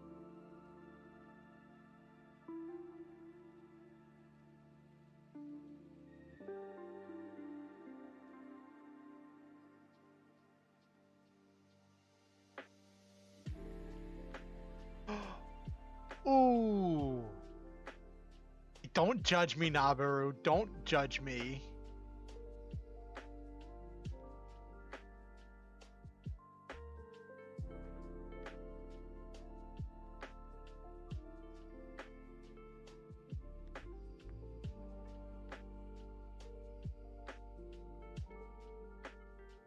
Mm-hmm. Okay, Okusan. That's definitely interesting. That could be interesting, seeing you all creating your own little faction and going toe to toe with the Order of the Dragon and other factions in the realm, and Harrison Armory and the other ones.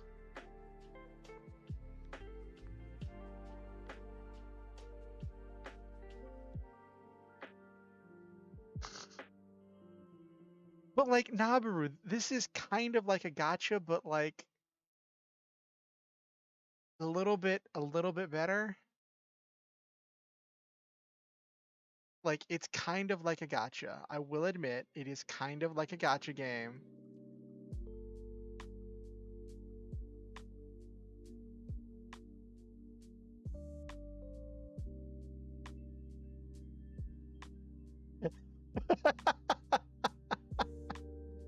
Well, like there's a lore reason for why there's more flames.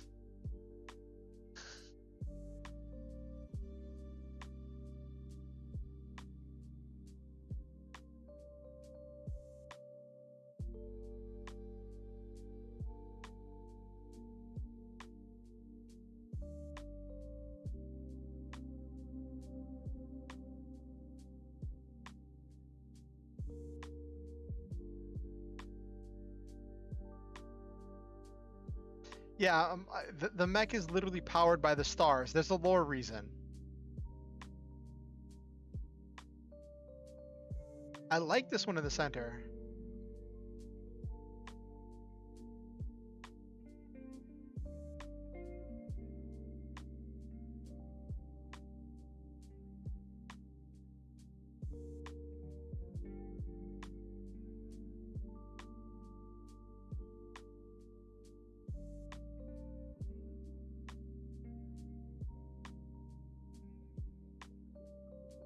I could probably use this as a reference for somebody to make something.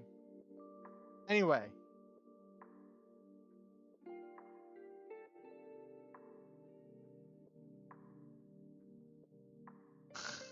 Oh no, Okusen. Are you still at work or did you just get done?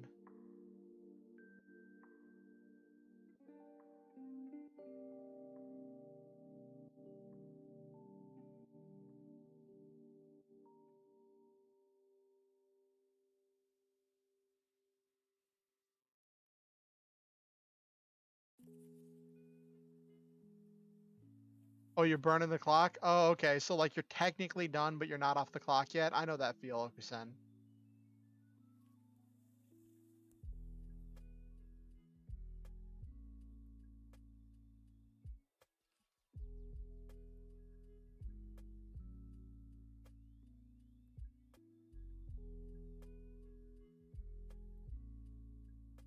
That's not creepy at all, Okusen. Not at all.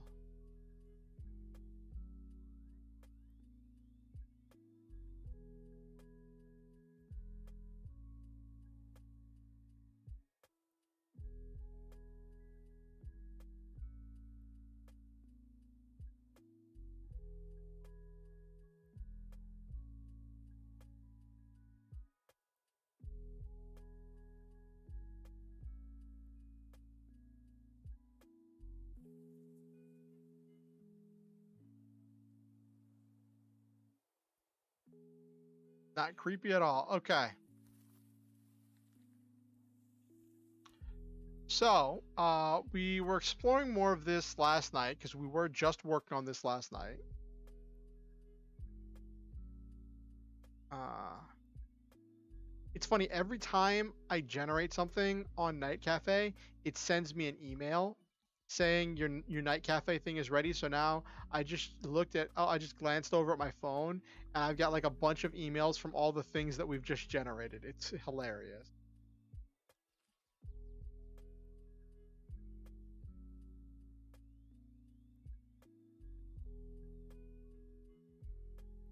It was a long process actually. Uh, did I don't know if you saw, but I put my I put some of my other notes and ideas about expanding even more than what we did in the whatchamacallit in the stream. I put that in the writer's corner just to get people's opinions on it. So you can take a look at that, or if you want, Okusan, we could take a look at that now. If we just accept that we're not getting work on the novel today.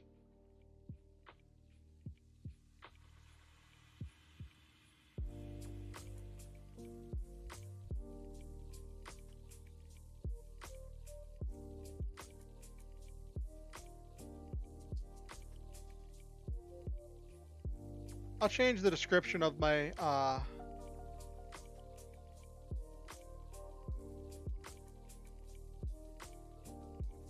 do my thing? Okay.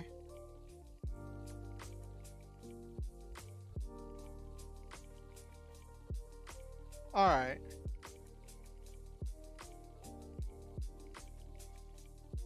Oh, I was having fun. I was having fun generating the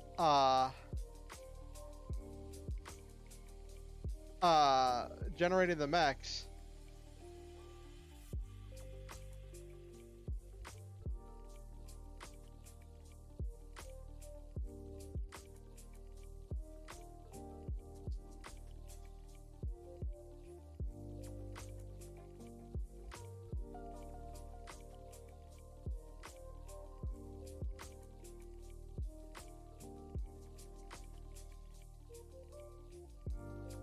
Like if it didn't have limited credits, I could probably spend an entire stream just doing the AI generated prompts, which is probably why it has limited credits. Hmm?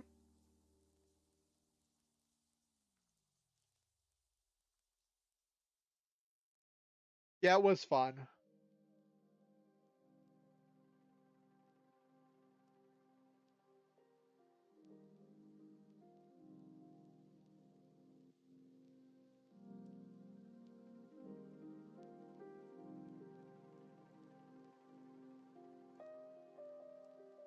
I mean, it was definitely fun.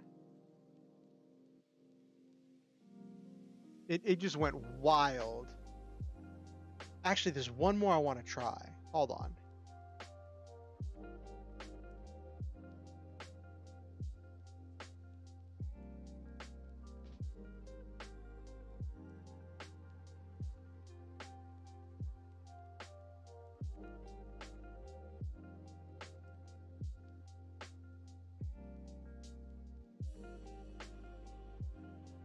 Things were always eventually going to catch on fire. Just post something in Discord.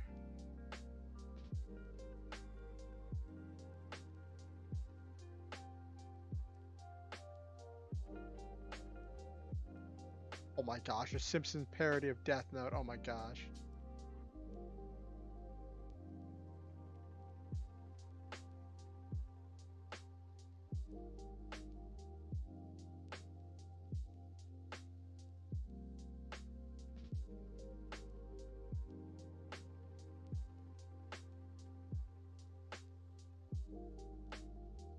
Yeah, we could do that a little bit more.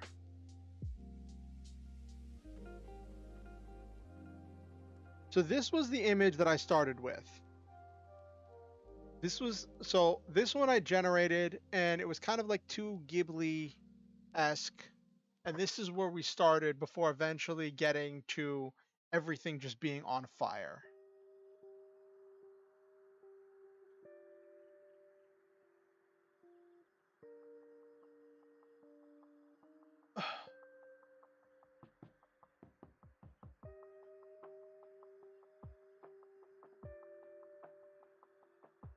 Let's back up a couple iterations before everything was on fire.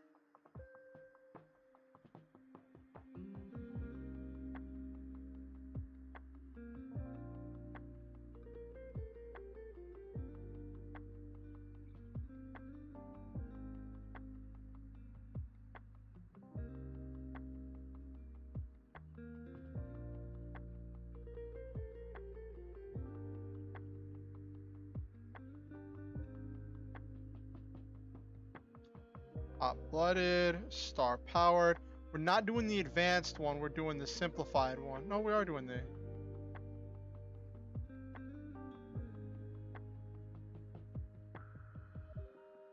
More images.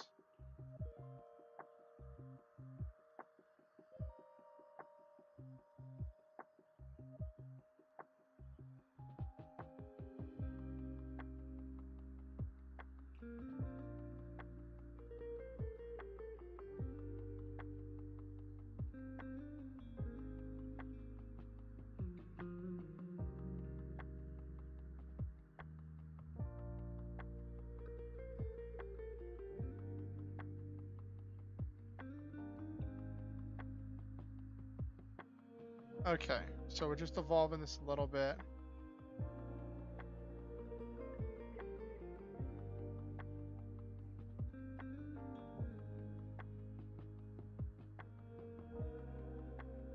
Okay. Going crazy with it.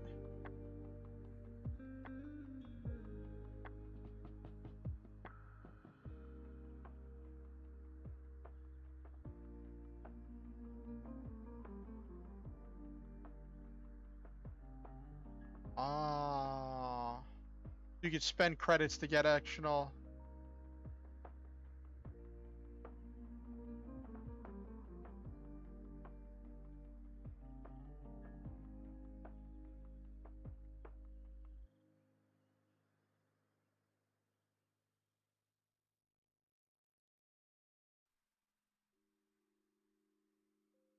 I don't know why it keeps trying to do this thing on the left, on the right hand.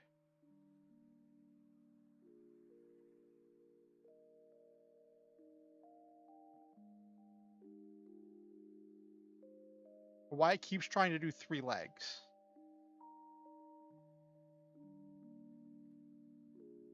This one looks like a villain machine. Alright, I said that was gonna be the last one.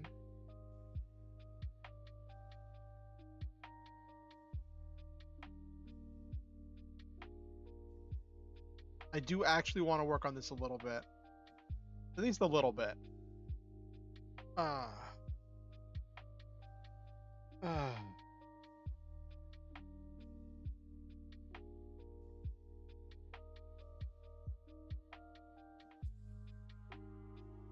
I fixed glitches and did that. Maybe someone tried to make multiple accounts.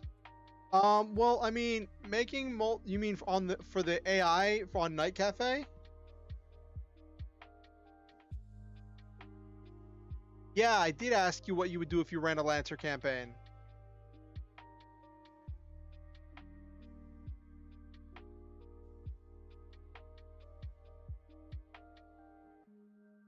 Well, the thing is... Oh, I get what you're saying. Oh, okay.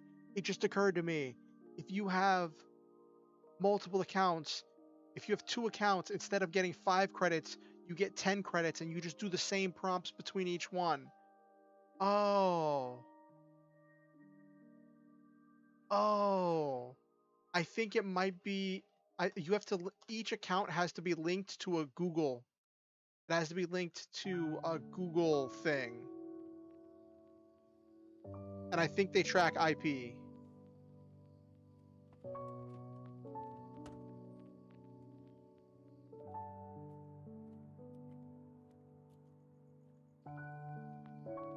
Like I was supposed to create a password, but I opted to just have it connected to my Google.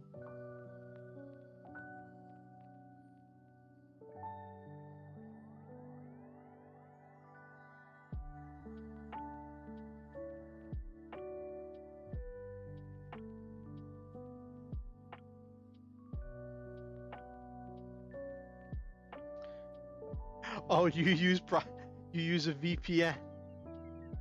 Yes, that would have been an amazing segue. Yeah, probably through cookies, Nabaru. Yes, that would have been an amazing segue, Okusen. But like you could just play with that so much.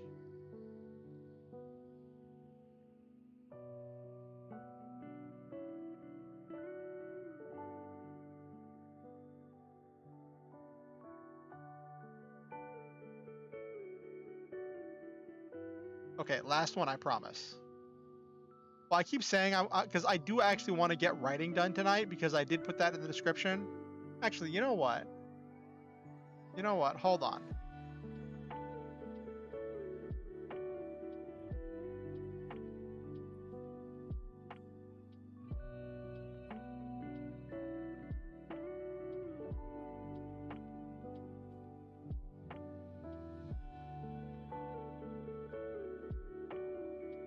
I'm changing the description of the video because we're not getting any writing done tonight.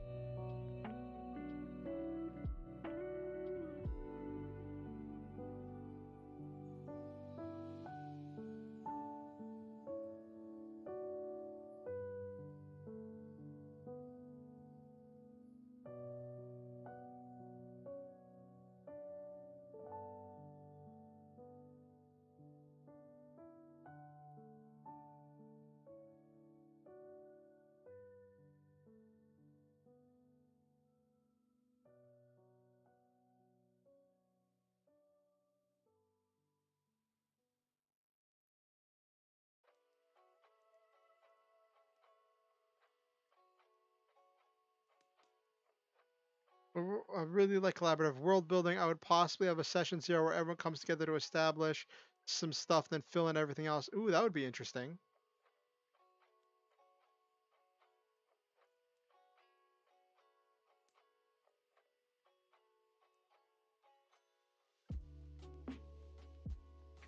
With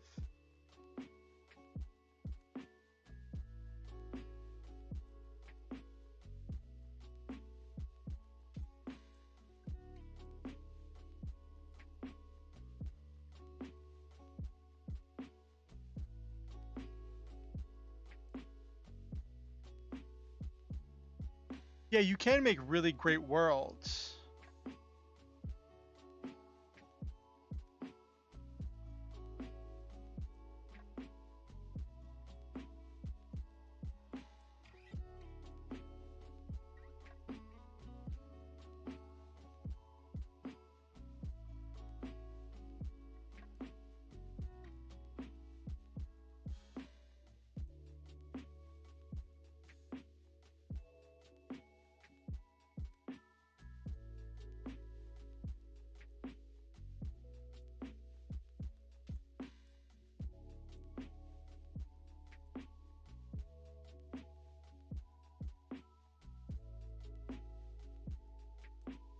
You got a lot of writing done, Nabaru? That's funny.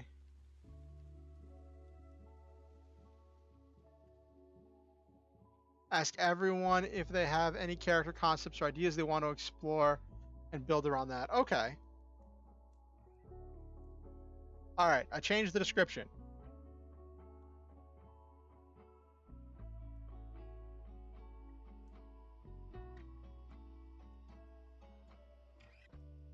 Whoops. Uh-oh. You saw nothing.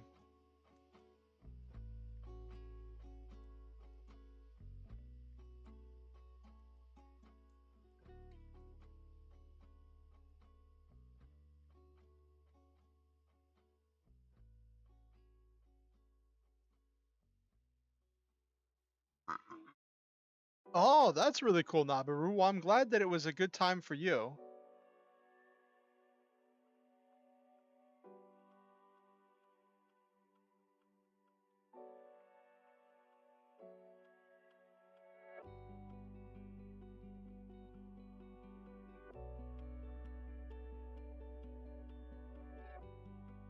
An aspect of African spider god and is down for space fantasy. And that's, yeah, that does sound exciting.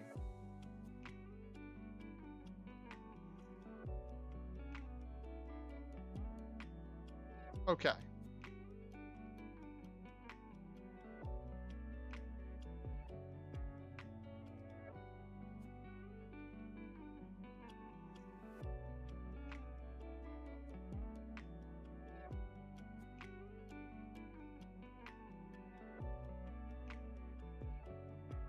Uh-huh.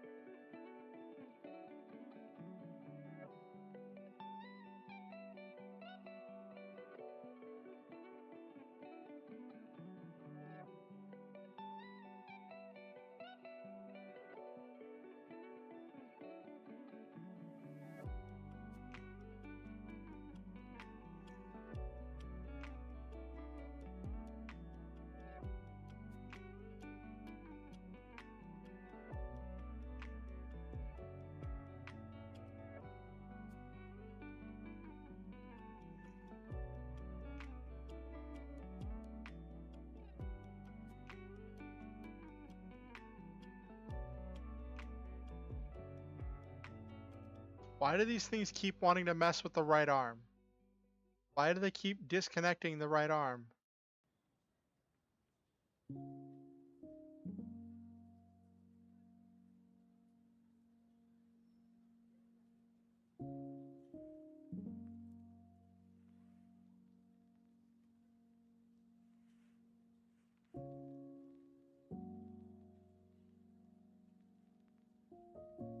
I guess it's aesthetics?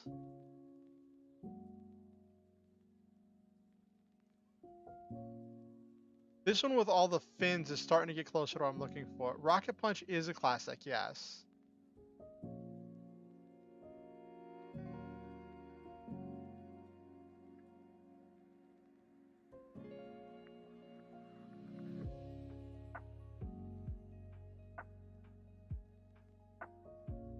We're gonna do this with no start image and see what it gives me.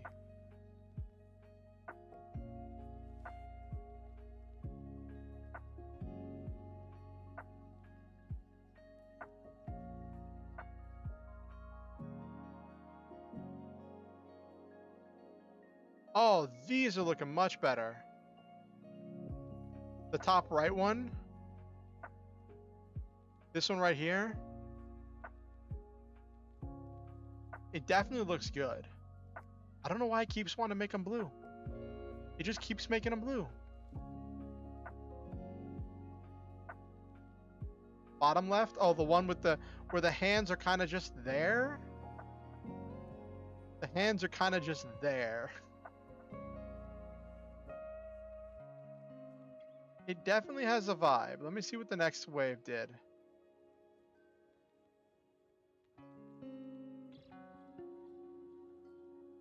It stopped doing as many weird things with...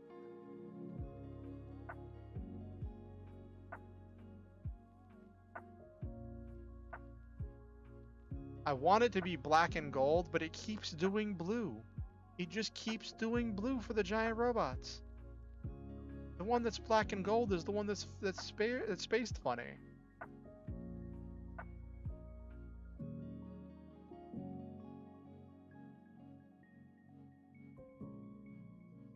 Yeah.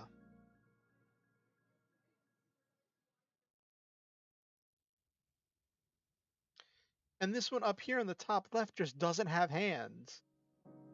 Ah. Just doesn't, just as cannons. Has no hands.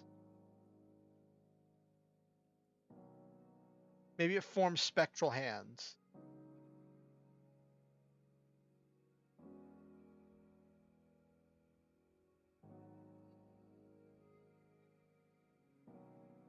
Ah, this might be post Rocket Punch. Well, look at this one here, and you'll see that there is a stump there. There is a red stump there.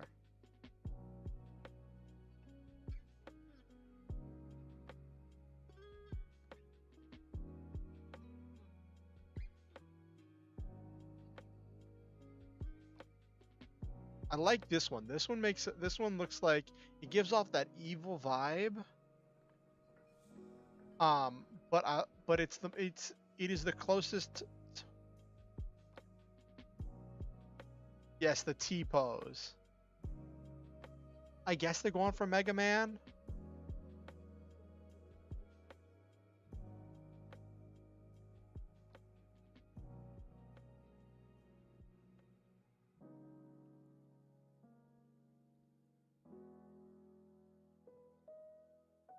Why is this stalling out?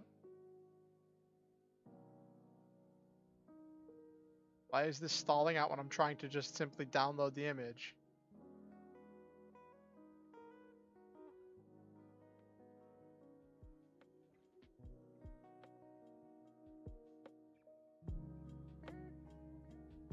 Hello?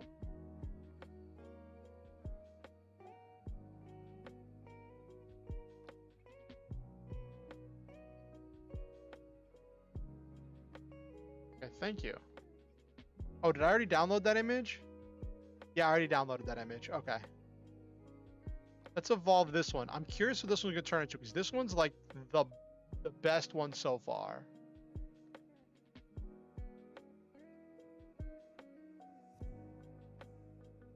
Just gonna put hands. Just gonna put hands in there.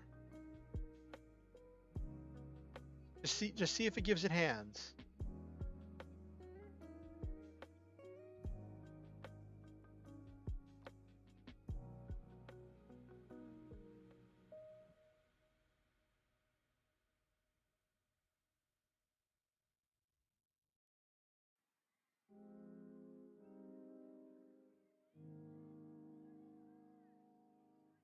We'll do. I want it to be as close to the start image as possible, so I'm gonna give prompt weight, limited noise weight, and see what it does. So it should be pretty close. I just want it to have hands.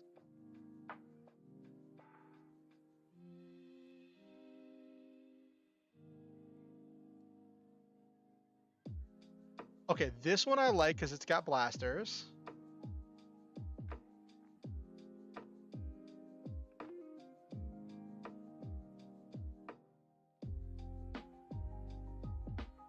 This one in the bottom right kind of has hands, even if they're just weird.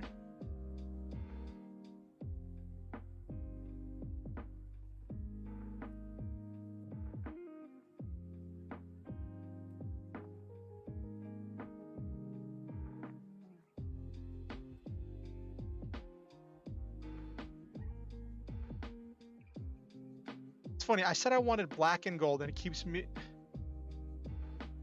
giving me I said I want black and gold, and it keeps giving me blue and gold, and that's really confusing. This one's the only one with hands, so I think this might be the one I go with. I'm down to my last 5 credits, so I don't want to keep going. That's true. I like this one's headdress because it looks more like Starlight when it has the big puffed out chest. Yeah, I'm sure there are.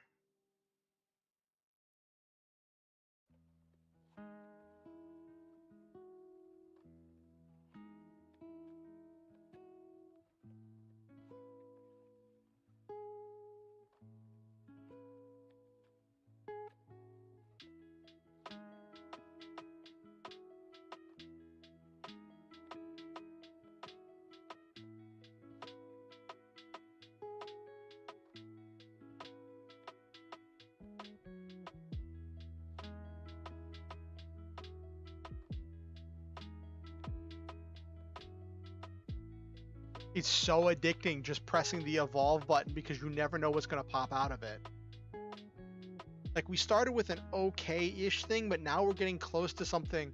Like we're really close to something I like. We're really, really close to something I like. I'm not super sold on the blue color scheme, but you know.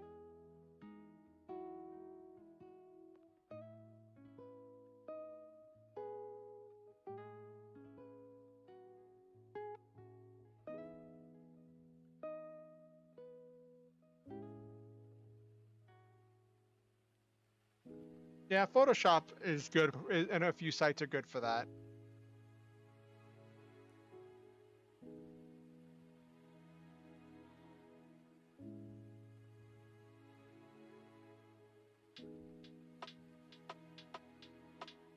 Hmm.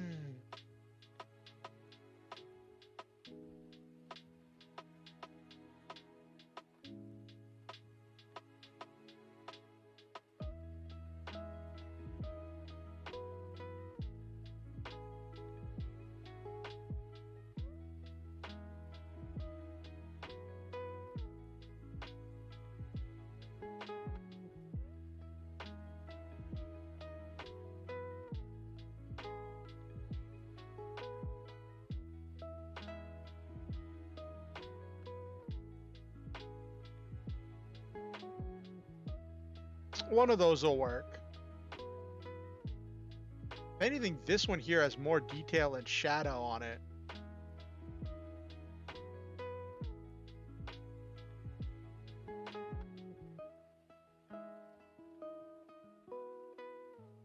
That's funny, Nabaru. Maybe I'll learn Photoshop just so I can touch up one of these photos. Maybe I'll learn Photoshop just so I can finish out one of these photos for myself.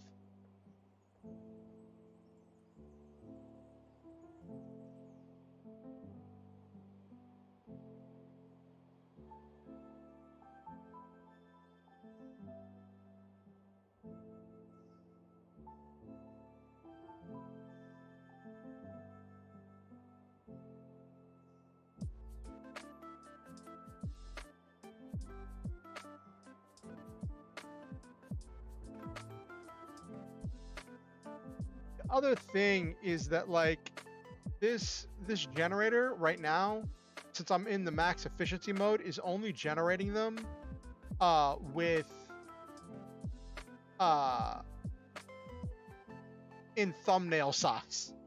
So it's not like a high quality image I can hand to an artist and be like, hey, start here. Ooh, I do like the weird details on the legs. That is one thing I do like.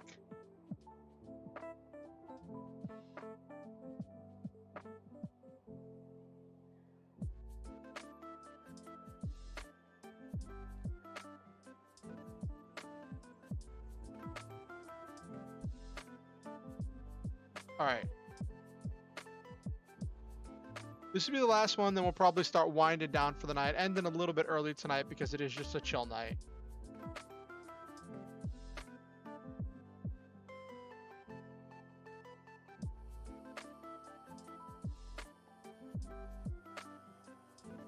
That's true if I open it in a new window.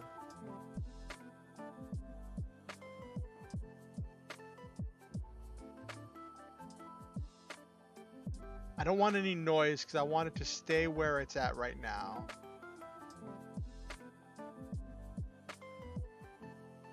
I just want it to be black instead of blue.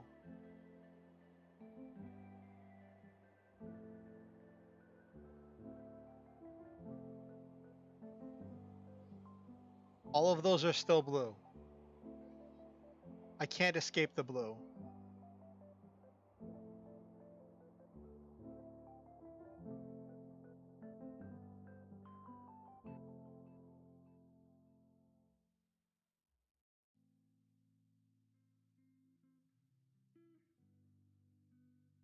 I wanted it to...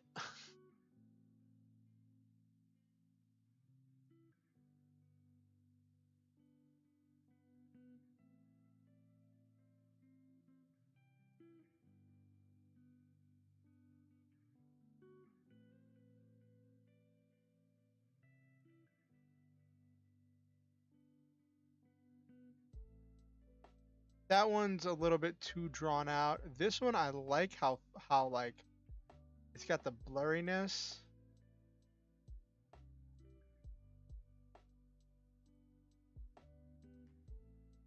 I like all of these. It's been a journey to get to this point. We're finally getting something close to what I want.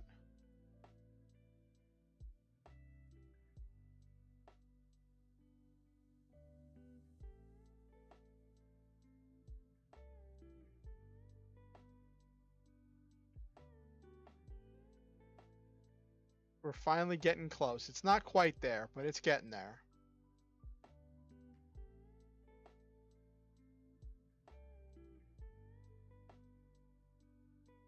Anyway.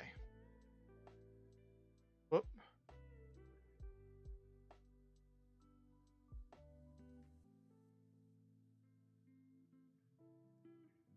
That's where we started, Okusen. That was the image that we started with earlier tonight.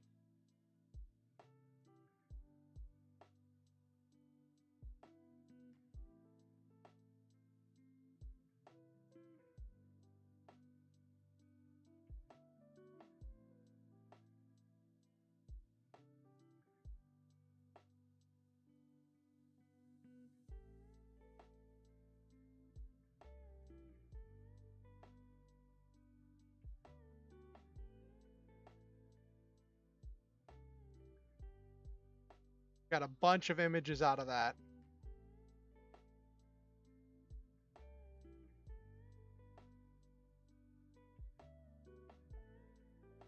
Yeah, it has been a journey. It has been a journey, that's for sure.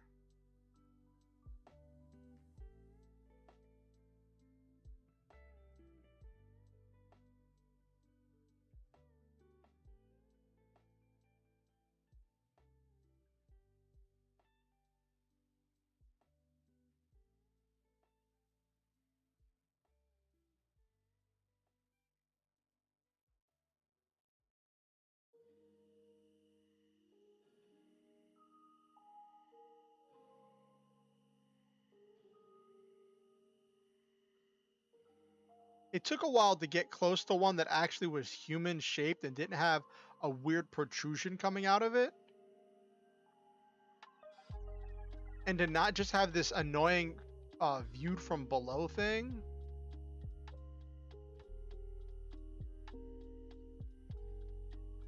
There we go. That's the one I want.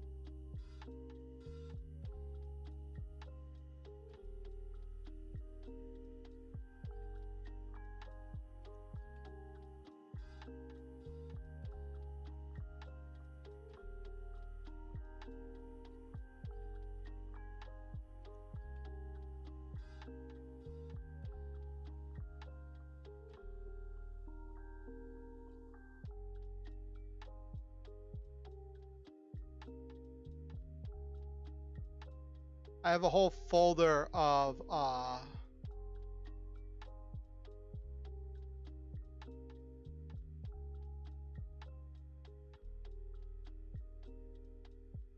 there we go.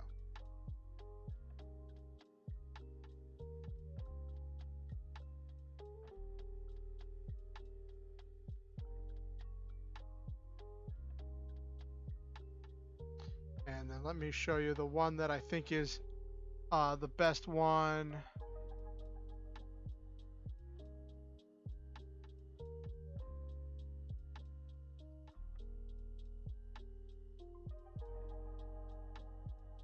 This one might be the one we go with for now, for the lore.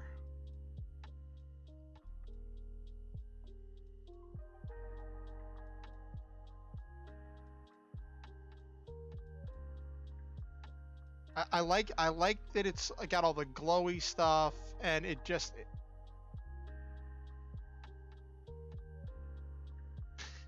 you really could, honestly.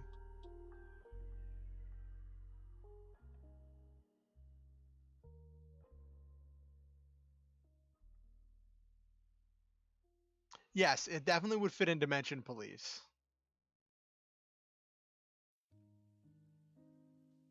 We didn't really get any writing done, but we did have some fun with AI art. I'll have to save up a few days in order to get enough credits for us to do this again sometime.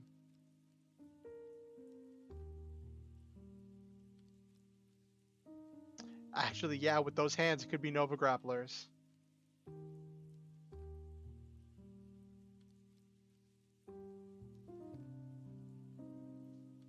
The legs are a little bit wonky, not gonna lie. The right leg looks glorious. The left leg is a little bit, it's a little bit sus. Not gonna lie. The left leg's a little bit sus.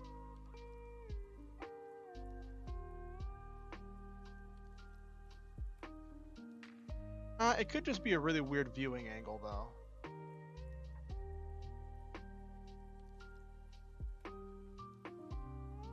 Ah.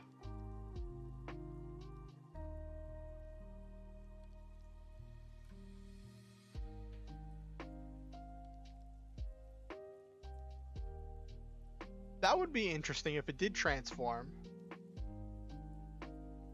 I hadn't thought of that.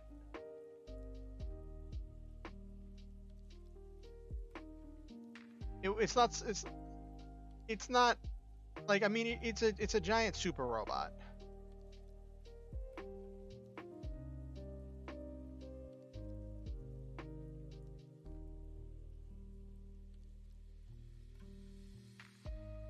So this is the power of AI art. Now, let me reiterate. I would never like claim this as art I made. This is at best art that the computer made.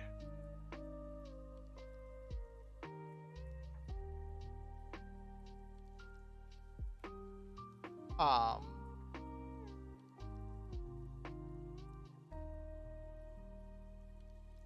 probably tweet this image out.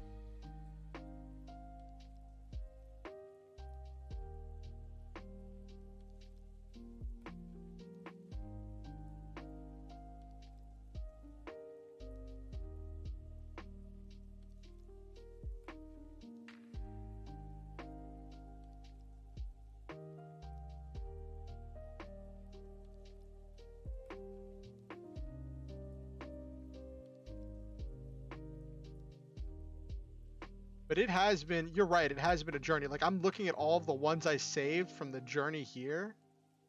And it wasn't until I was going down a path I really didn't like. And I had to like stop and then do it and start doing it with added noise. Yes, a prototype reference image. This would be like a reference image I would give an artist and be like, hey, I want something kind of like this, except make the left leg look more like the right leg. Give it better hands.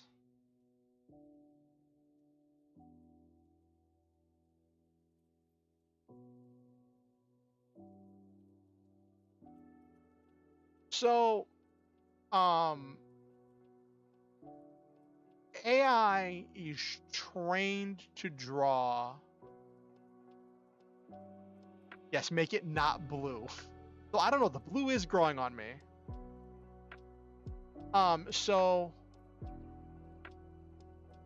what it is, from what I understand with the AI, is the AI is trained to draw using samplings of a variety of artists' art. This massive thing of art that I presume is just pulled from the internet, right? And is used to teach the computer how to draw. None of the artists whose art was used to teach the computers how to draw were ever asked. None of them ever gave consent for their art being used for a project to teach AI how to draw.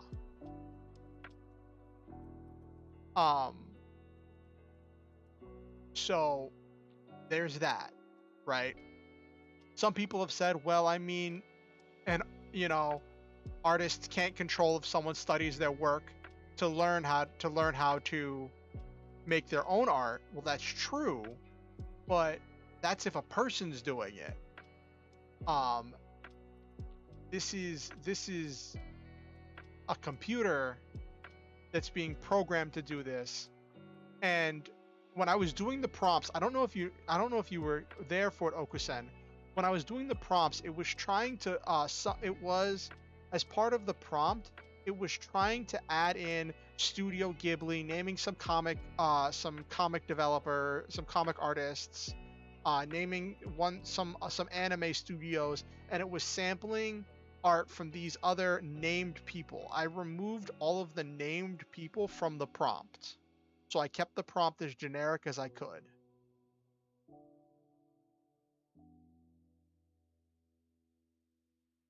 Yeah. So I tried to avoid it as best I could by keeping the prompt as generic as I could and making sure there were no references to specific people or studios in the prompt I gave the AI.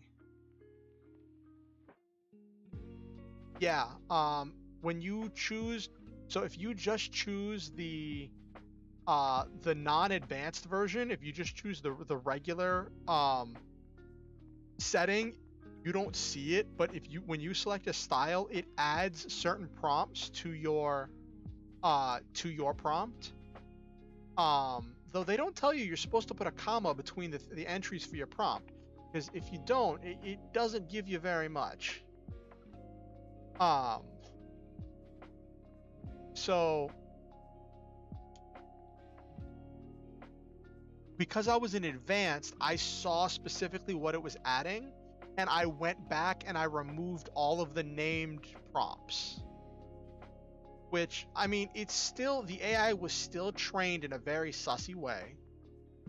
So I'm not going to sit here and defend like the creation of AI art, but as a person who is not financially in a position to hire an artist, it is nice to be able to have art that I can use for my lore.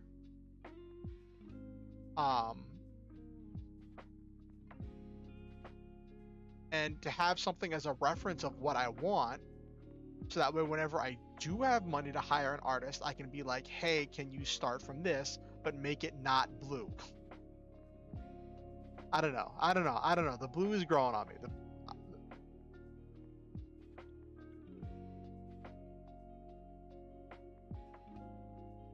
I have no intention of like claiming this is mine or claiming I made this. I have no intention of trying to claim some kind of like thing for that. And I have absolutely no intention of like selling it or selling merch with this image on it or anything like that. Or using it for any commercial purposes whatsoever. And I think that's where a lot of things get really messy.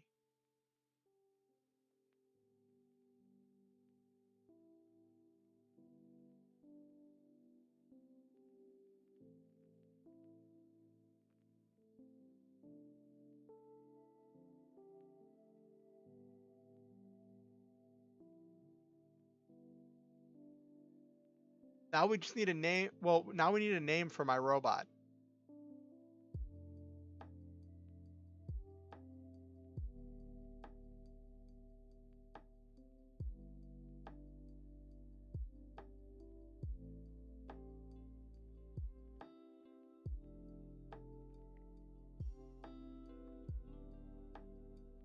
Need a name for my... Actually, let me see how big can I blow this up. What's this look like when I blow it up?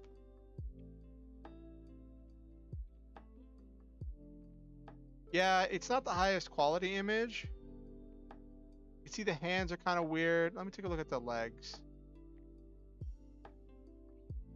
The right leg is good. The left leg looks like it's like still partially transforming.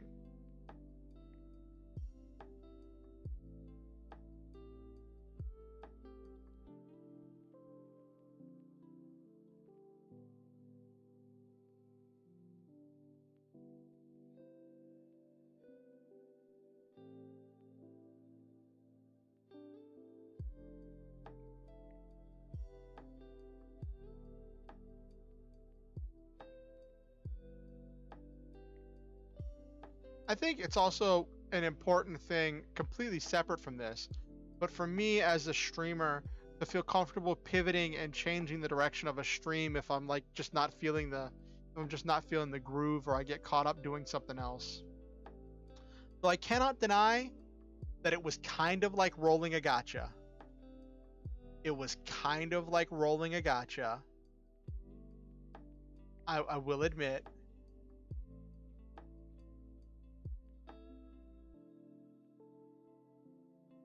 Just seeing what I'd get. I could have gotten,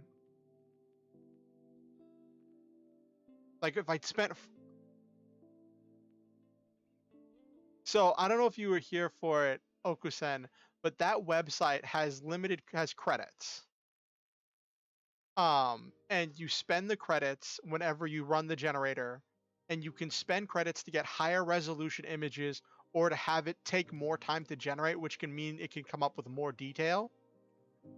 Or you can have it generate more images at once. The ways you earn the credits are basically giving them some more of your information through like creating a password and all that stuff, and like connecting your Google, and also you get 5 free credits. You can buy more credits, so that's where it's kind of like a gacha. And when I was doing the generation, generating 1 image costs a half a credit. Generating 4 images costs 1 credit. So of course I'm gonna generate the 4 images. It's twice as efficient. And it gives me more chances to find what I'm looking for, because it gives the AI, it just runs the generation 4 times. But when I did the advanced stuff, I saw that for 4 credits, I could get 16 of them at once. And I'm like, ooh, but then I did the math and I'm like, that's literally 1 for 4. It's literally the exact same ratio. So if we do have the AI art streams or whatever, where I'm just goofing around with AI art stuff, I have to save up credits for a few days. I like that generator though. It gives me a lot of freedom. I just wish it had told me that I needed to put commas between each descriptor in the prompt. It wasn't until I did the advanced and it popped up the other stuff from the automated prompts that I realized I needed to put commas there. And after I did that, everything got so much better.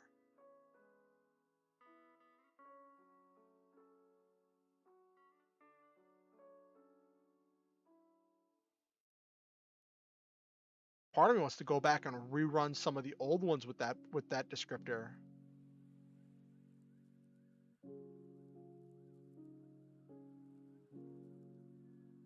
Oh, you just tried it out, Nabaru? Oh no, did I get you hooked on the AI art gacha too? Don't tell me I got you hooked on the AI art gacha.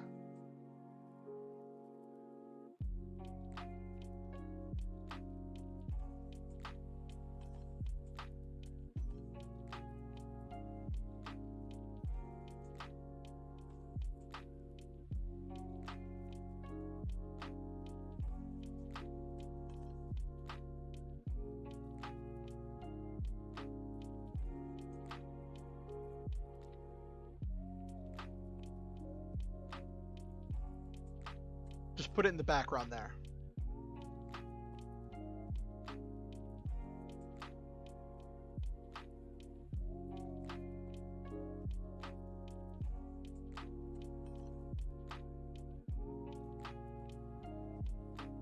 And it has surprisingly good mech designs, honestly. They must have sampled some really good stuff for that.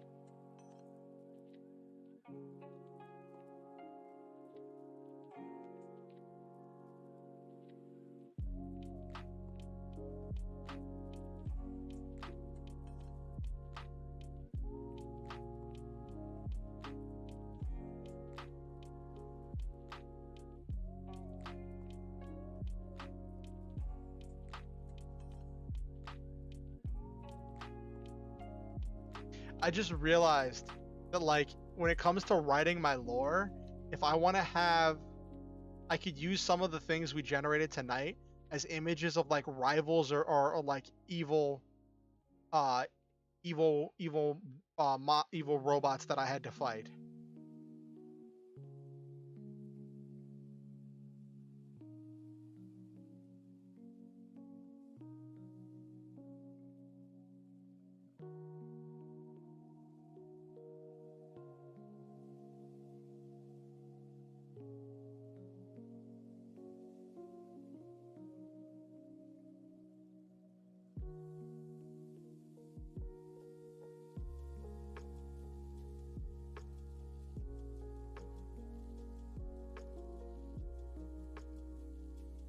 Yeah, it was fun.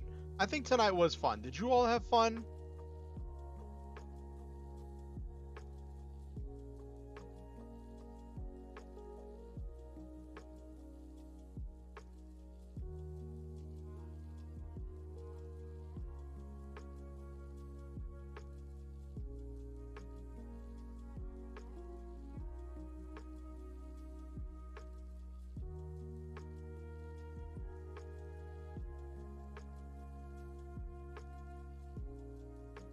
It does, now that I'm looking at it more, it does kind of give me some Big O vibes. I'm glad, Okusen. I'm glad we were able to bring some joy to your day.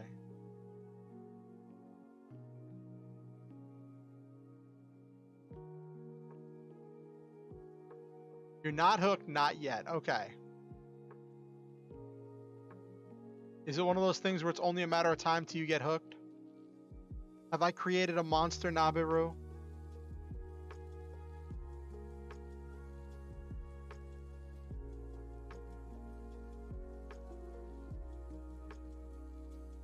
But I think AI art poses this interesting question, right?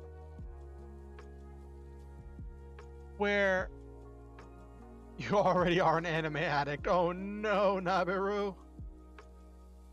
So, I think AI art poses this interesting question because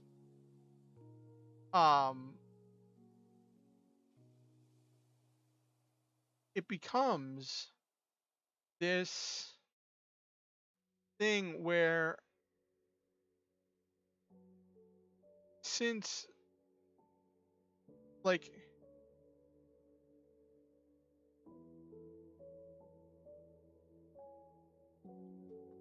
oh no, where is Silva when you need him? Silva would get a kick out of that. You made it prompt, so you buy. So you made a prompt that was so adult that the AI gave you back your credit and was like, no, you made the AI say no. That's impressive, Nabiru. We gotta tell Silva about that. We totally gotta tell Silva about that.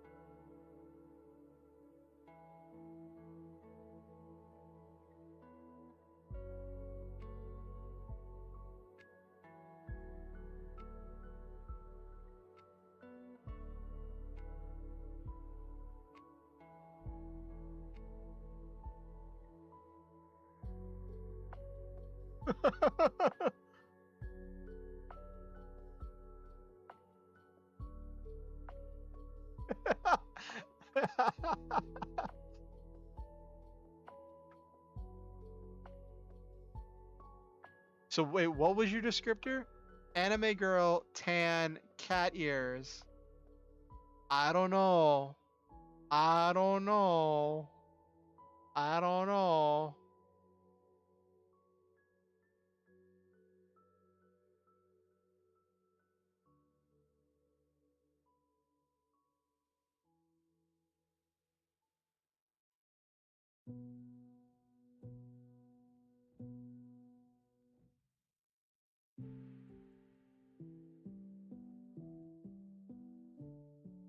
Yes, cat girls are massively popular.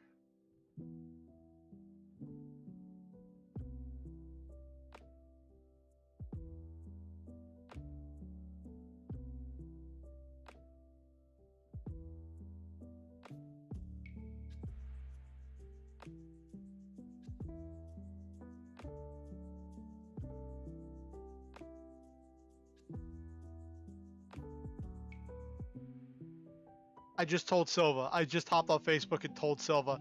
Nabaru said something so dirty that the AI art generator gave her credits back and said no.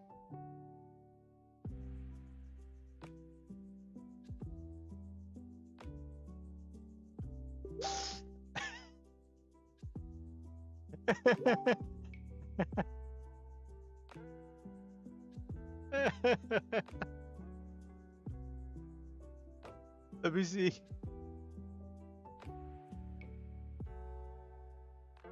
Silva's like, what?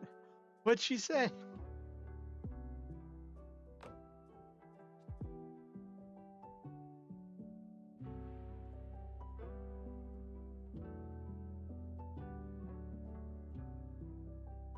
The prompt was, hey,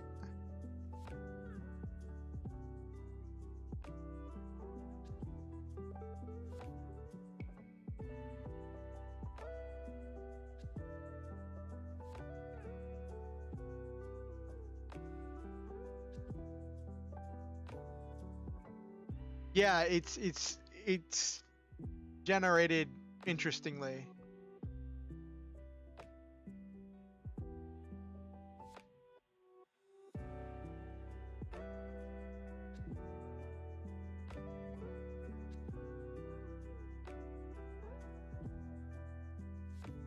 Maybe it's the tan. Maybe because you described skin color as tan.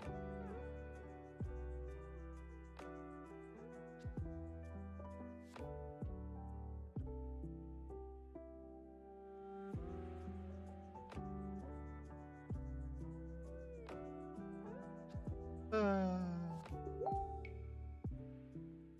uh, maybe it translated tan as like full body tan or something. Because you didn't mention any clothing.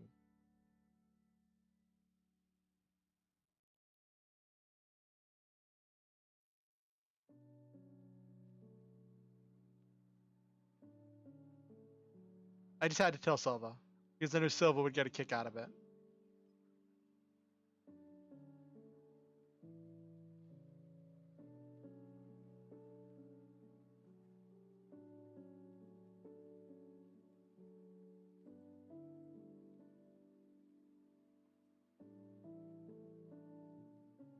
I don't know. I'm sure once you play around with it, Nabaru, and save up some credits for a few days, you'll be able to go on a spending spree like I did tonight. I started tonight with 18 credits. I ended with 5. Oh no. Athletic type of anime. I don't really look at anime girls like that, Nabiru.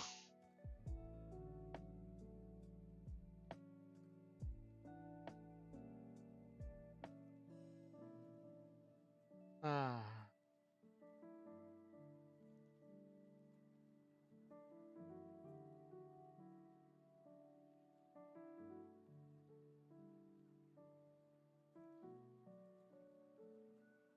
Yeah, you start with 5, and then but for connecting your Google account, it gives you another 3. So you start with 8, and then you get 5 every day.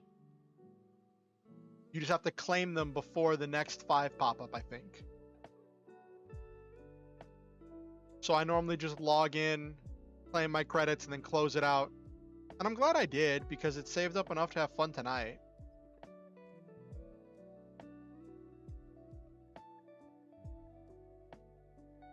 Oh no, what did Silva do? Oh no, what did Silva do now?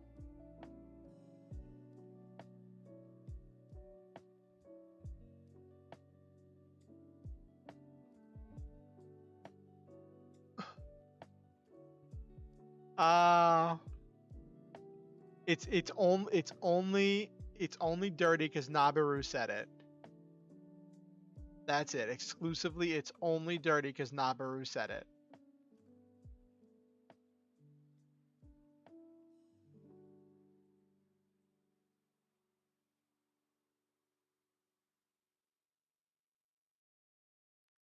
You know what vibes this robot gives me? Um,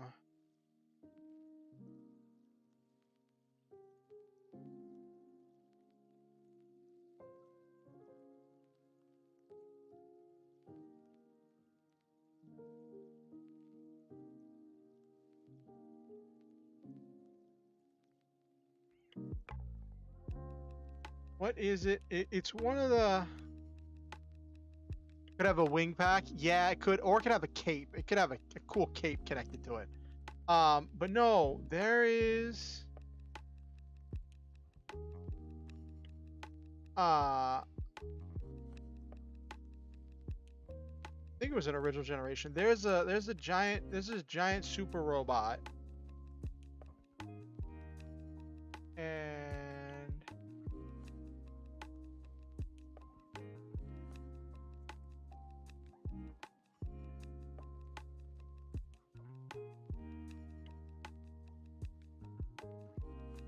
yes, that pose definitely gives the feeling the shoulders could do something. It's funny, it has no weapons, but it just looks threatening.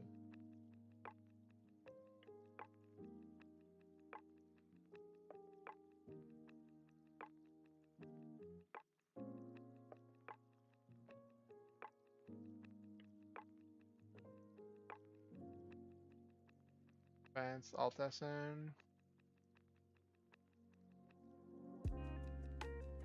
As a Kaiser.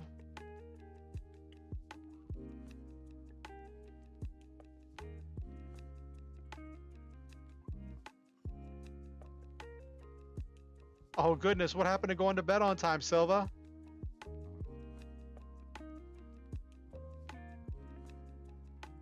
Yeah, I do like that pose.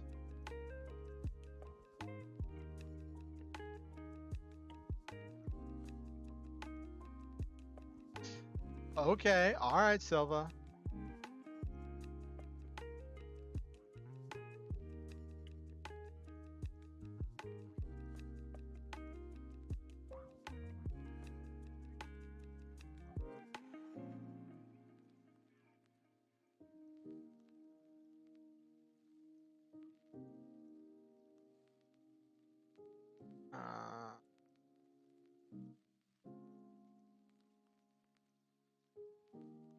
Grungust, that's it, the Grungust.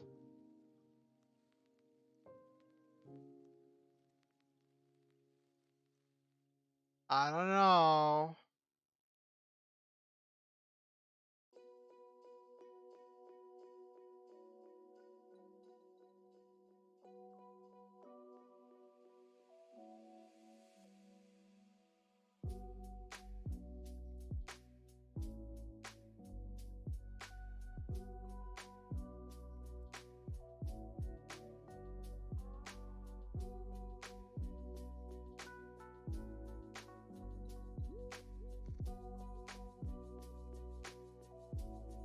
This is what it reminds me of.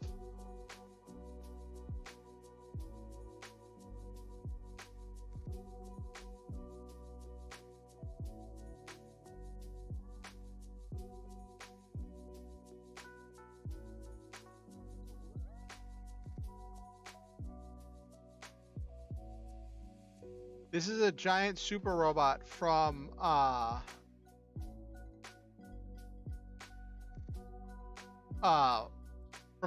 from the Super Robot Wars series.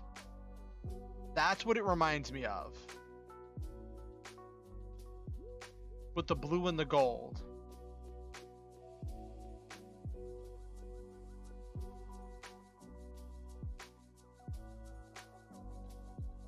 Yes. It transforms into different forms, one of which is a jet mode.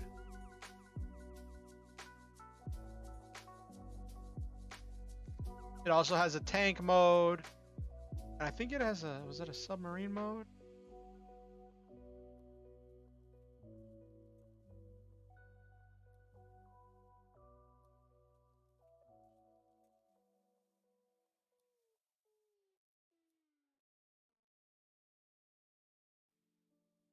But there was a black and gold Grungust.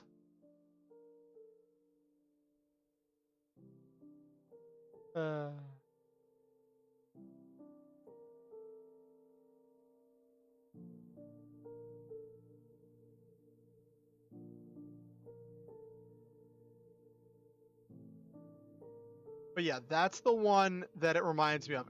Am I wrong? Like, do they not have a similar color scheme at least? And like kind of feel?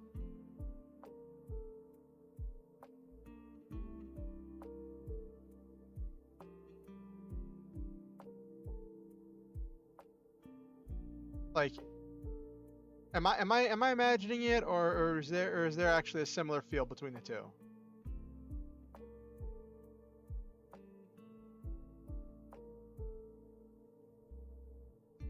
Okay, I mean, I'm not. It just struck me as being similar. That's all.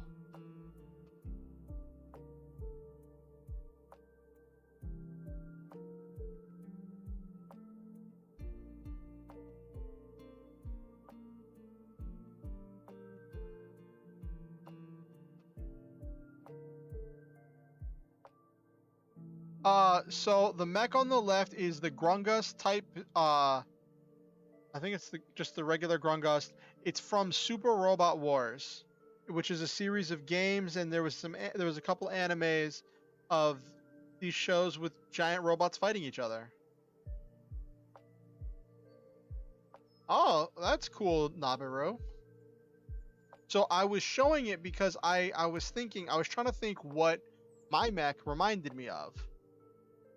And I realized that the blue and the gold reminded me of the Grungust, so I wanted to show you what I was thinking. What do you think, Okusen? Do you think they look similar?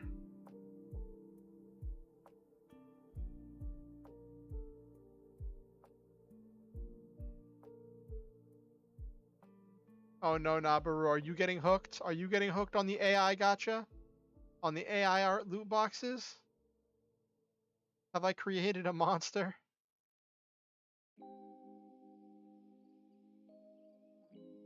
Say it ain't so, Nabaru. Yeah, I had to like tell it to view from above in order to get it to view at a decent angle. Because it kept viewing from below, and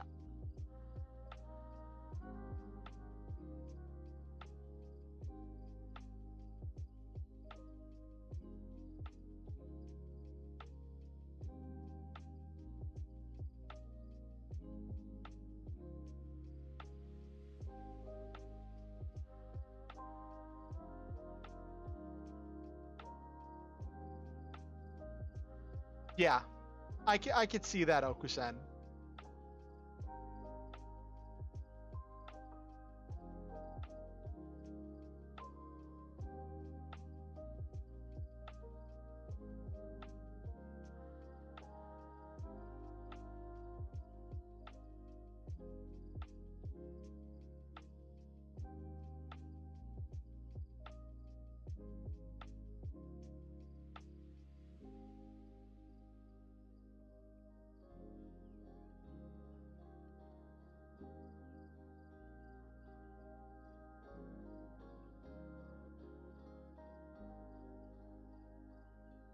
I wonder. Hold on. Now this got me thinking. Can I use? Can I use actual pictures besides the one I've generated as reference images?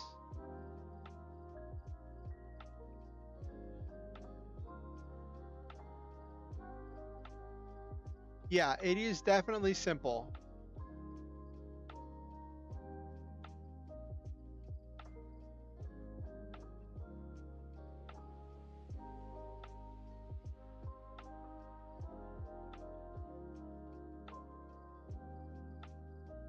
Uh,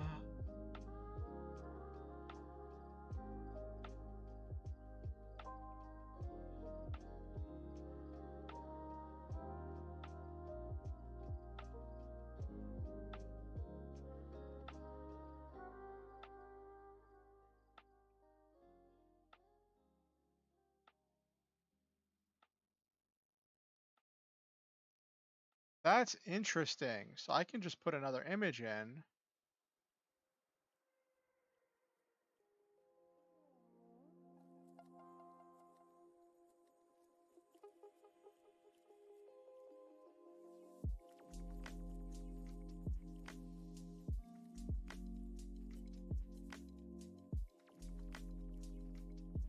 Just spending one more credit.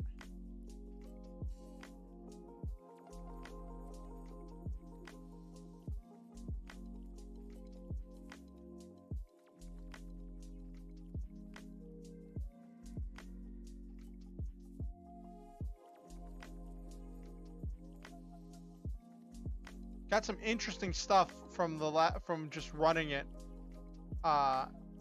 using an image I had already uploaded. Okay.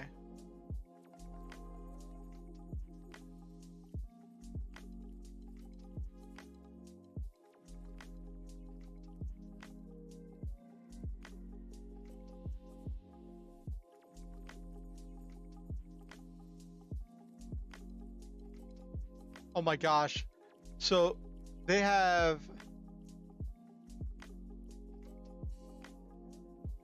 subscriptions where you get a monthly allotment of credits.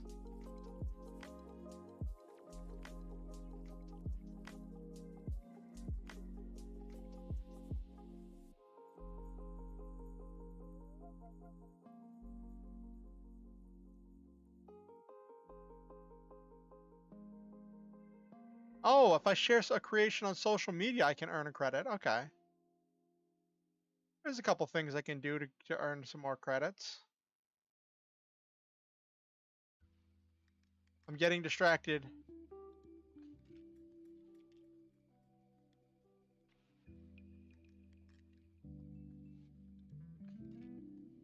Oh.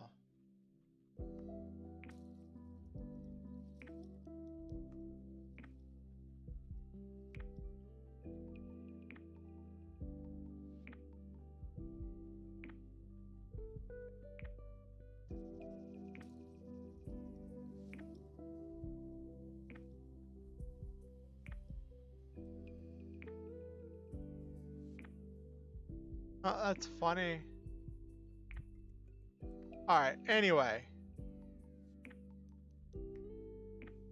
AI art is a deep rabbit hole to get stuck in. Like once you get dug in there, there's so many possibilities. Yeah.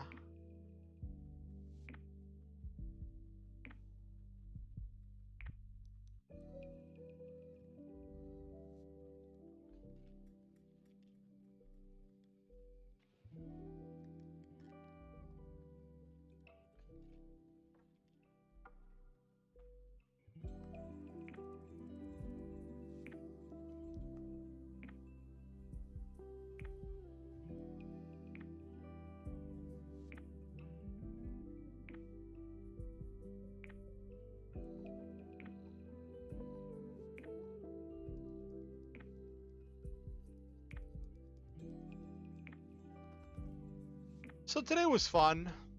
We did a lot of goofy stuff with AI art.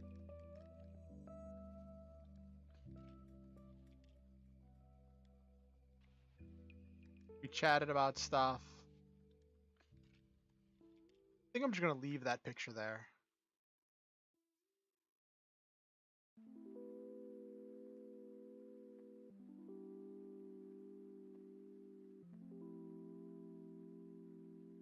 There we go. Cool. I think I'll leave that picture there for now, just in the background. Even though it doesn't fit with my background whatsoever. So, what's everybody working on this week? Anybody have any hopes, dreams, goals, ambitions? A bad Photoshop of me sitting on it?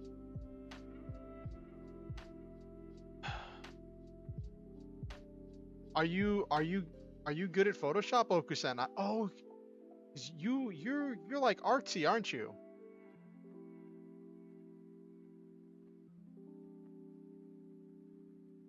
That may have been a derivative way to describe your talents, and I'm sorry if it was.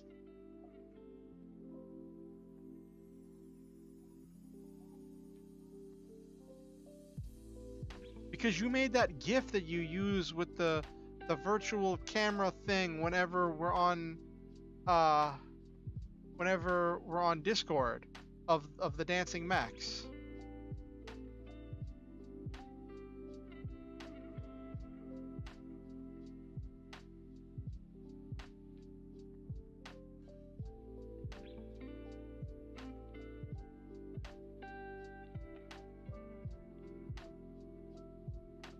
So it's always interesting, and this is something that I dealt with a lot whenever I first started streaming. But then being surrounded by people.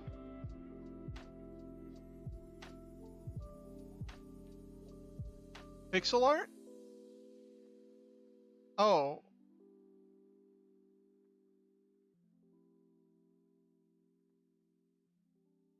Okay, Nabaru. Don't sink too far into the rabbit hole. I don't want you to like spend your life savings. Oh, the pixel art of Airy. The one you made when you made that pixel art?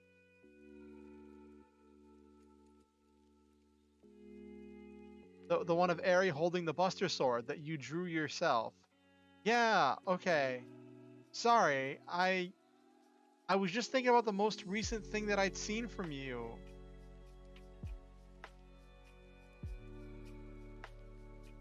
I'm sorry, Okusen. I am a bad friend.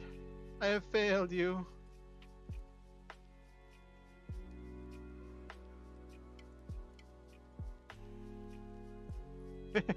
You can brute force Photoshop.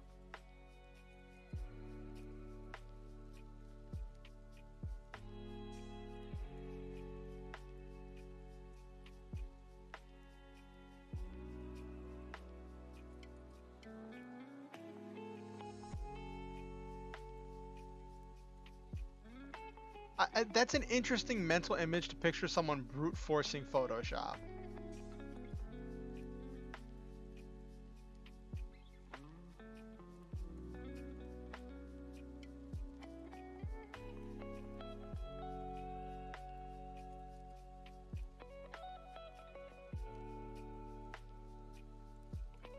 Yeah, I use GIMP usually when it comes to dealing with that kind of stuff because it's free and has a lot of, and it's not like a website that I'm working on. It's something I have on my computer, and it has a lot of the same tools.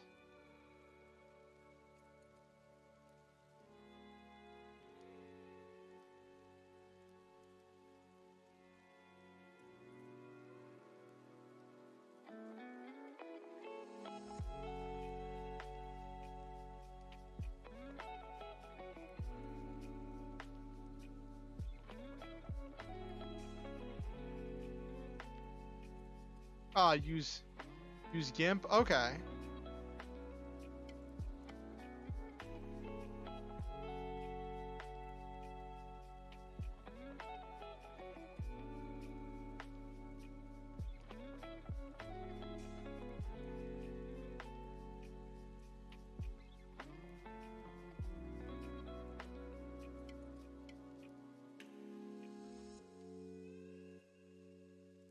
Full body image of my model. Yeah.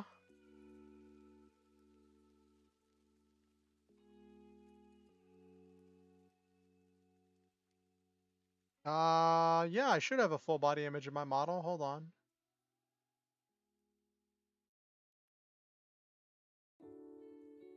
Well, my full body image is like my body doing this like here, I'll show you the full body image I have.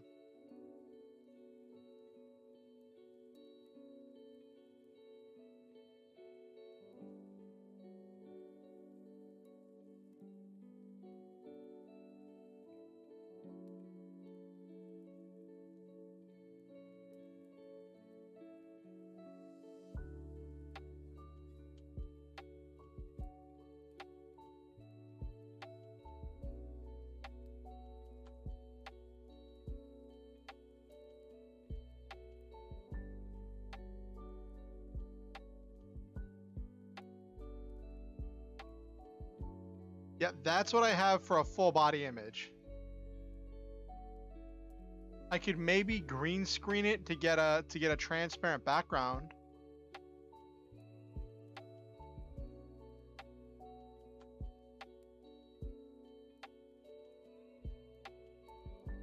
Get in the robot. Oh, you can make it transparent? Okay.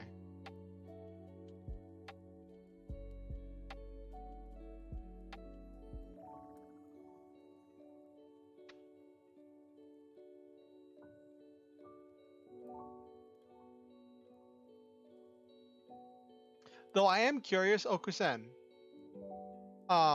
Since you've been here for like most of the stream, and you've heard me talk about wanting to get this mech for my lore.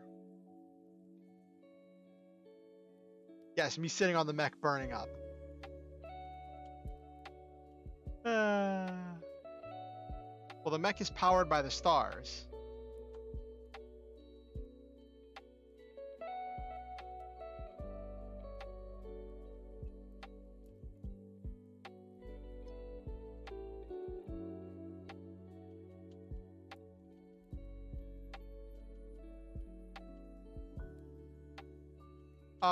I was gonna say, do you have any guesses what my lore is, Okusen? Because you haven't actually seen the lore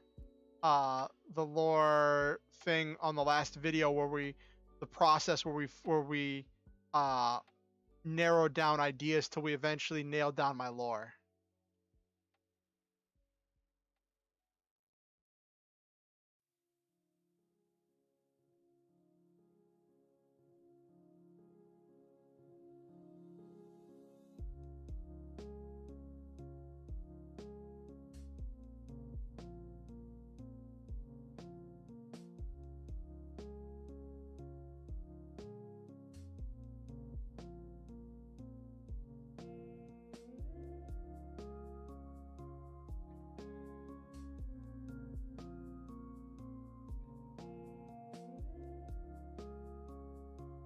I'm curious what you think my lore is.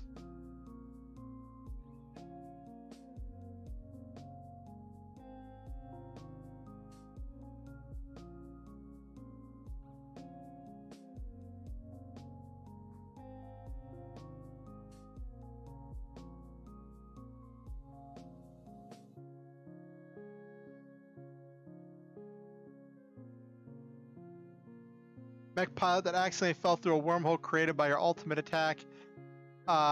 You are sad to have left your old world behind and desire to fill this one with kindness and adventure. That is really close. That sounds really close, actually.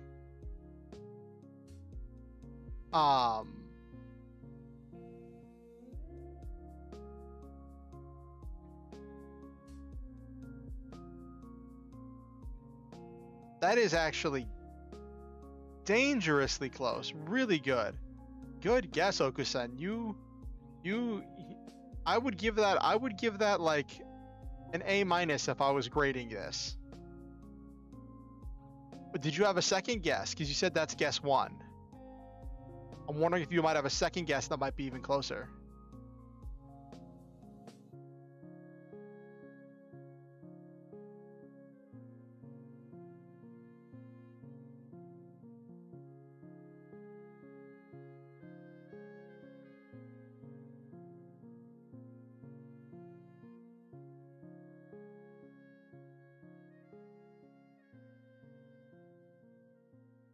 We're just gonna throw stuff at the wall?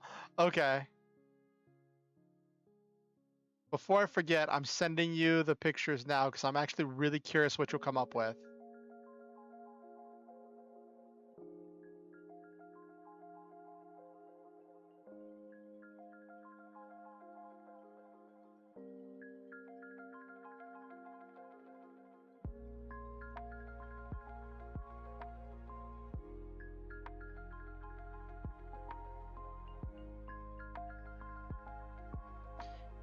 Well, we can discuss that. That can be the final thing we talk about tonight. I can review... Oop, okay. I sent you the pictures. I look forward to seeing if you ever come up with anything. Oh, you just read the document? Yes. You were kind of close. You see what I mean? You were kind of close.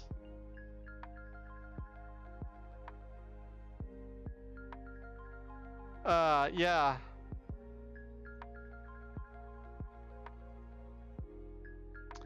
Mech pilot trying to recruit an army, a pack of star hunters to fight by my side. That's what all of you are. You all are the new star hunters that I've recruited to chase after your dreams with a to hunt your dreams down with a passionate fervor and an unmatched dedication. Or at least try to.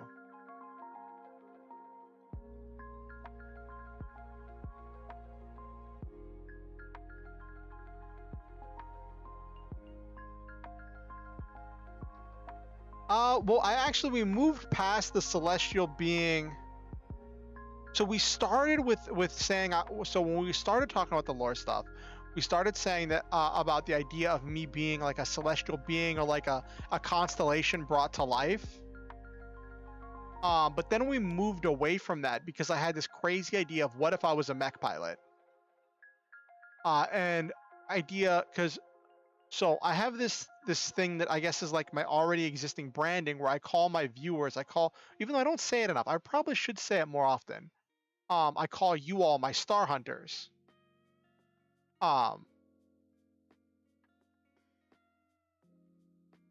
Yes.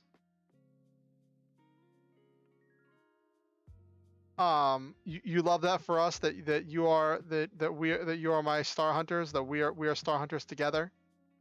And so the entire idea of the lore was taking that concept of star hunters, taking the motto, and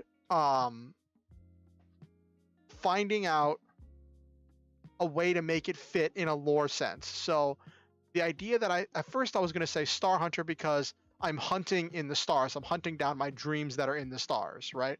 Or I'm hunting down my dreams that are stars. Yes.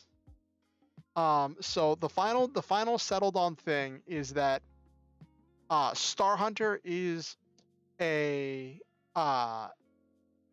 name for the type of mech pilot I am. And Star Hunters are known not just for being powerful mech piloting powerful star-powered mechs, but also for hunting down whatever their goal is with an unmatched passion and fervor, and but also knowing when to relax and have fun. I'm actually going to. We are going to do. Oops.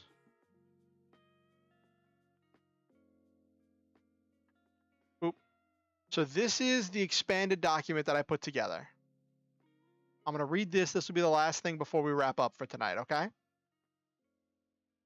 In a faraway world, powerful forces of darkness rise up to swallow the innocent and helpless. Opposing them are the Star Hunters, pilots of powerful star-powered mechs that are forces of nature both in and out of their machines. They live their lives with a drive and focus that is unparalleled. Anything they want in life they hunt with a fervor and passion that is unmatched. During a great and climactic battle, one of the Star Hunters was caught in an inter-multiversal vortex and sucked into this world. Separated from his machine, he has to apply his Star Hunter training to survive this wild world. He lives his life by the Star Hunter motto, and then it goes through the motto that I always say as my closing, right? And then it breaks down what that means.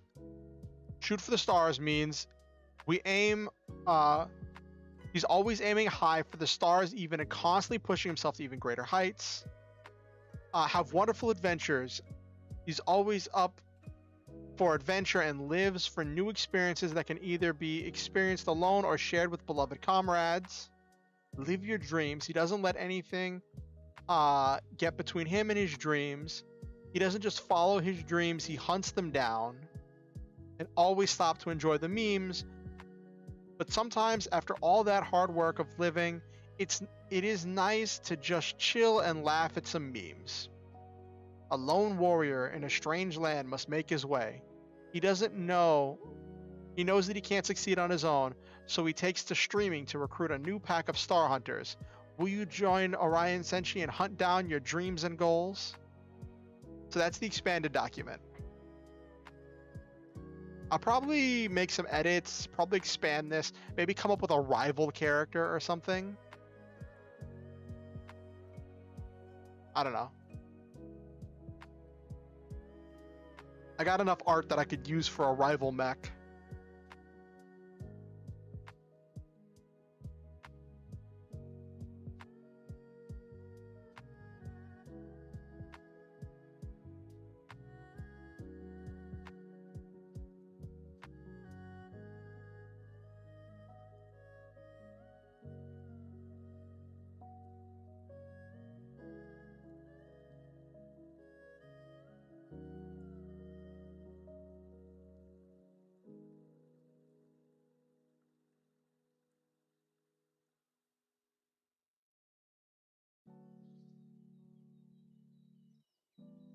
Yes, Dark Orion. Just put dark in front of the name. The ultimate cliche and cringe. Yes, embrace the cringe, Nabiru. Embrace the cringe.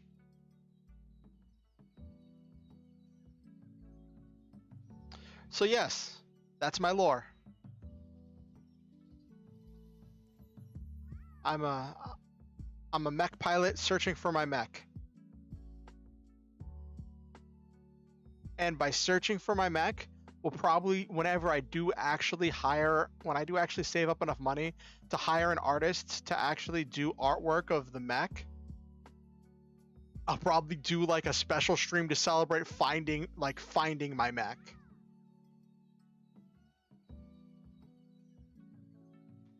What do y'all think of that? I think that'd be fun. I just need to find an artist whose work I like, who I think could do justice to the idea, and save up my money.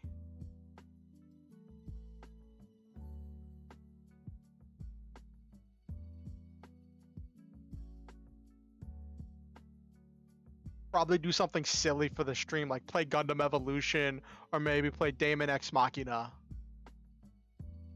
Some other giant robot piloting game, and say, to celebrate finding my mech, I'm playing a giant robot game. Hopefully I'll have my gaming PC by then, so I can actually run those games. That's the hope. That's the hope.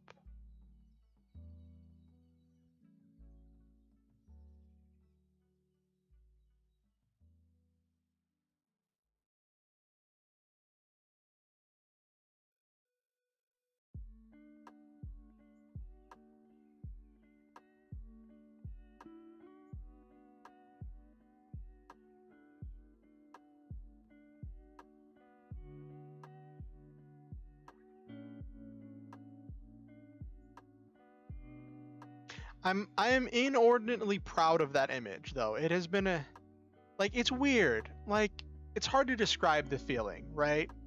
Because I did not make the image, but it was a long journey of discovery, trying to narrow down the prompts, using the right inspiration, learning how to use the tools, and just expending resources. Well, they were free resources, but they were still resources. In order to generate that image. And I'm proud of that. Is that wrong? Is that weird?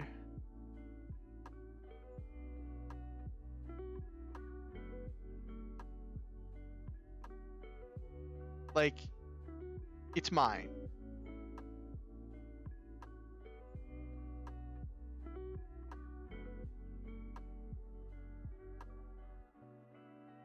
Because of how I had it tuned and set up. Hey, Autumn, we're just finishing up. How are you doing?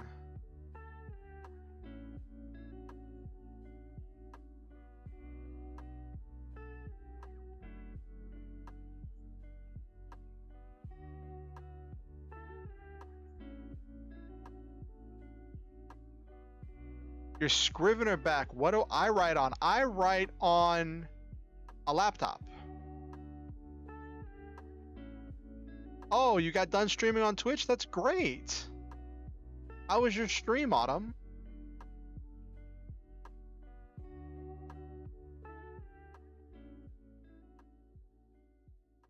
Bruh. Was it rough? It's okay, Autumn. Like, I know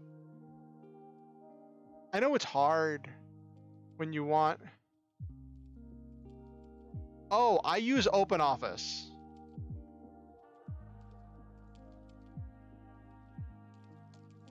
I use OpenOffice to write on.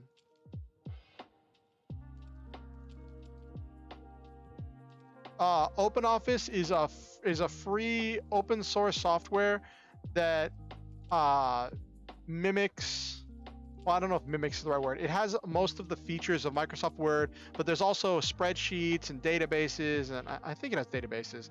There's a bunch of other stuff, but I swear by OpenOffice, which is really funny because like I used to. Next stream is going to be Friday. It's going to be Friday, 8:30 p.m. Eastern Standard Time. Unless anything changes, I'll announce on.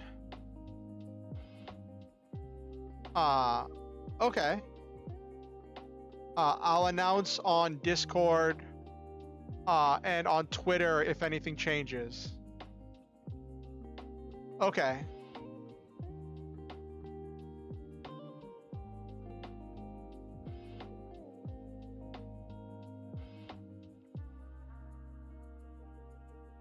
But one of the important things when it comes to streaming is to set realistic expectations, and that is that a lot of times it takes time to start blowing up and to get lots of people. And it really depends on what you're doing, content-wise. Like me, I'm happy when I get like 3, 4, maybe like a top end like 5 people here, and that's just fun. But I would hope to get more. I'm glad to get more, and I'm always glad whenever new people stumble upon my stream. That's always fun. That's one of the things I like about YouTube is there is the possibility of discoverability.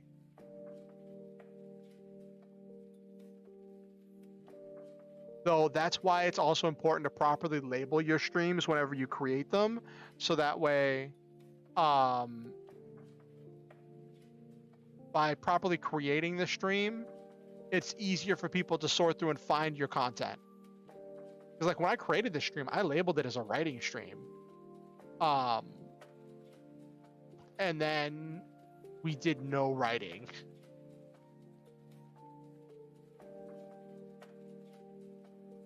Well, I wouldn't say those are the only times, Nabiru, but that helps. Like, and also, but it's not just about the personality. It's also about putting in the work. It's about being a talented entertainer. And, oh, you do VTubing. That's great, Autumn.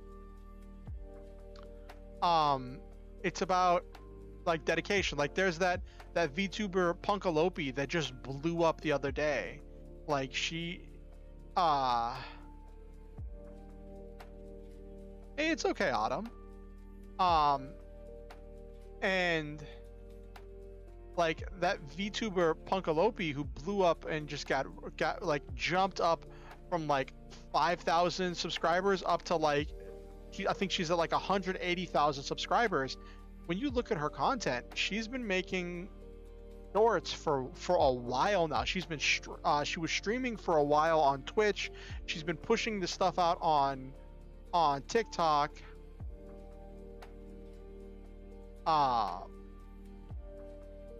But I have my own niche.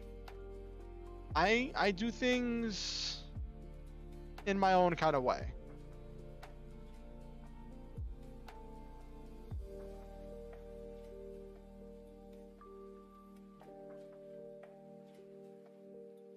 So, Autumn, do you have lore for your VTuber? Do you have like a backstory or something for your VTuber?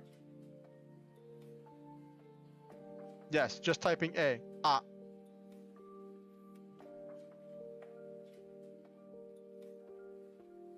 I definitely recommend it because it provides for some interesting creative expression, and it can help with shaping some of the ways you interact with your audience. And well, in my case, I took the way I interact with my audience and I built my lore around that. So I kind of worked backwards, but I think there's nothing wrong with that.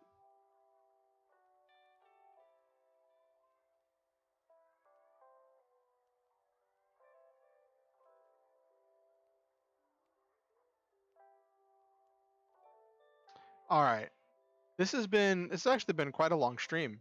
I didn't know if we were gonna have enough content or really do enough stuff to get this far.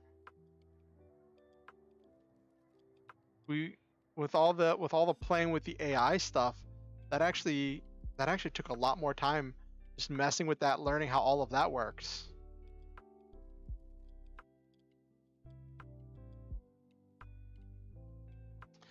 I've debated putting a self-promotion channel on the Discord for people to like share when they're going live and stuff, and like a dedicated place for people to promote themselves, because I want to encourage everyone else to like do what they're doing. But we already have places for people to share writing. We have places for people to share their model kits. So there are already places for people to promote what they're doing. I don't know, just thoughts, lots of thoughts bouncing around, because we don't really have a very large community to advertise to.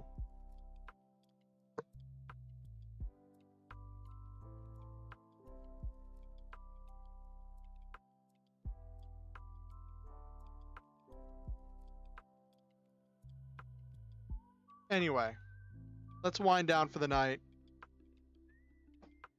We were just winding down, and then we got sidetracked, but I do that a lot. This has been a good night. I want to say thank you to Jay, to Autumn, to Nabaru, to Silva, to Okusen, to anyone else who was here that was lurking in the stream, or anyone who watches this VOD. I want to say to each and every one of you that I love each and every one of you, and I believe in all of you. I think that you are wonderful and powerful and capable and special. I believe that each one of you makes this world better just by being in it, and I am grateful to live in a world with you in it. I am thankful to call you my star hunters, my friends, a pack that works, that we all support each other, working towards a brighter and better future. But always remember the Star Hunter motto: shoot for the stars, have wonderful adventures, live your dreams. Shoot for the stars, have wonderful adventures. Is there another word? See, all this talk about the motto, okay, it is only 4 lines. Okay. All this talk about the motto got me just forgetting, because I lost my groove. I got to get back in my groove. Shoot for the stars, have wonderful adventures, live your dreams, and always, always, always stop to enjoy the memes. Now, if you want to be kept up to date with what I'm doing, be sure to subscribe and ding the notification bell. That'll let you know whenever I go live. It'll let you know whenever I post any new content. If you, I would also really appreciate it if you like the stream, and also leave a comment of something you want to see me do. I may not do it, but I definitely read all your comments, and I definitely take all of your things into consideration. Or if you have any comments about the stream, or thoughts or ideas or opinions, feel free to share them in the comments. Just, I do ask, be civil. And also, if you want to keep up with what I'm doing outside of YouTube, you can join the Discord. There's a link to the Discord in the description, or you can follow me on Twitter. There's a link to my Twitter in the description as well. And if you ever feel the need, or the compulsion, or the inclination to donate to improve my life or to improve the stream, there are links where you can do that in the description below as well. Thank you, all of you, for coming tonight. This has been a blast, and for a guerrilla stream, I think this has been great. Actually, even, scratch that qualifier.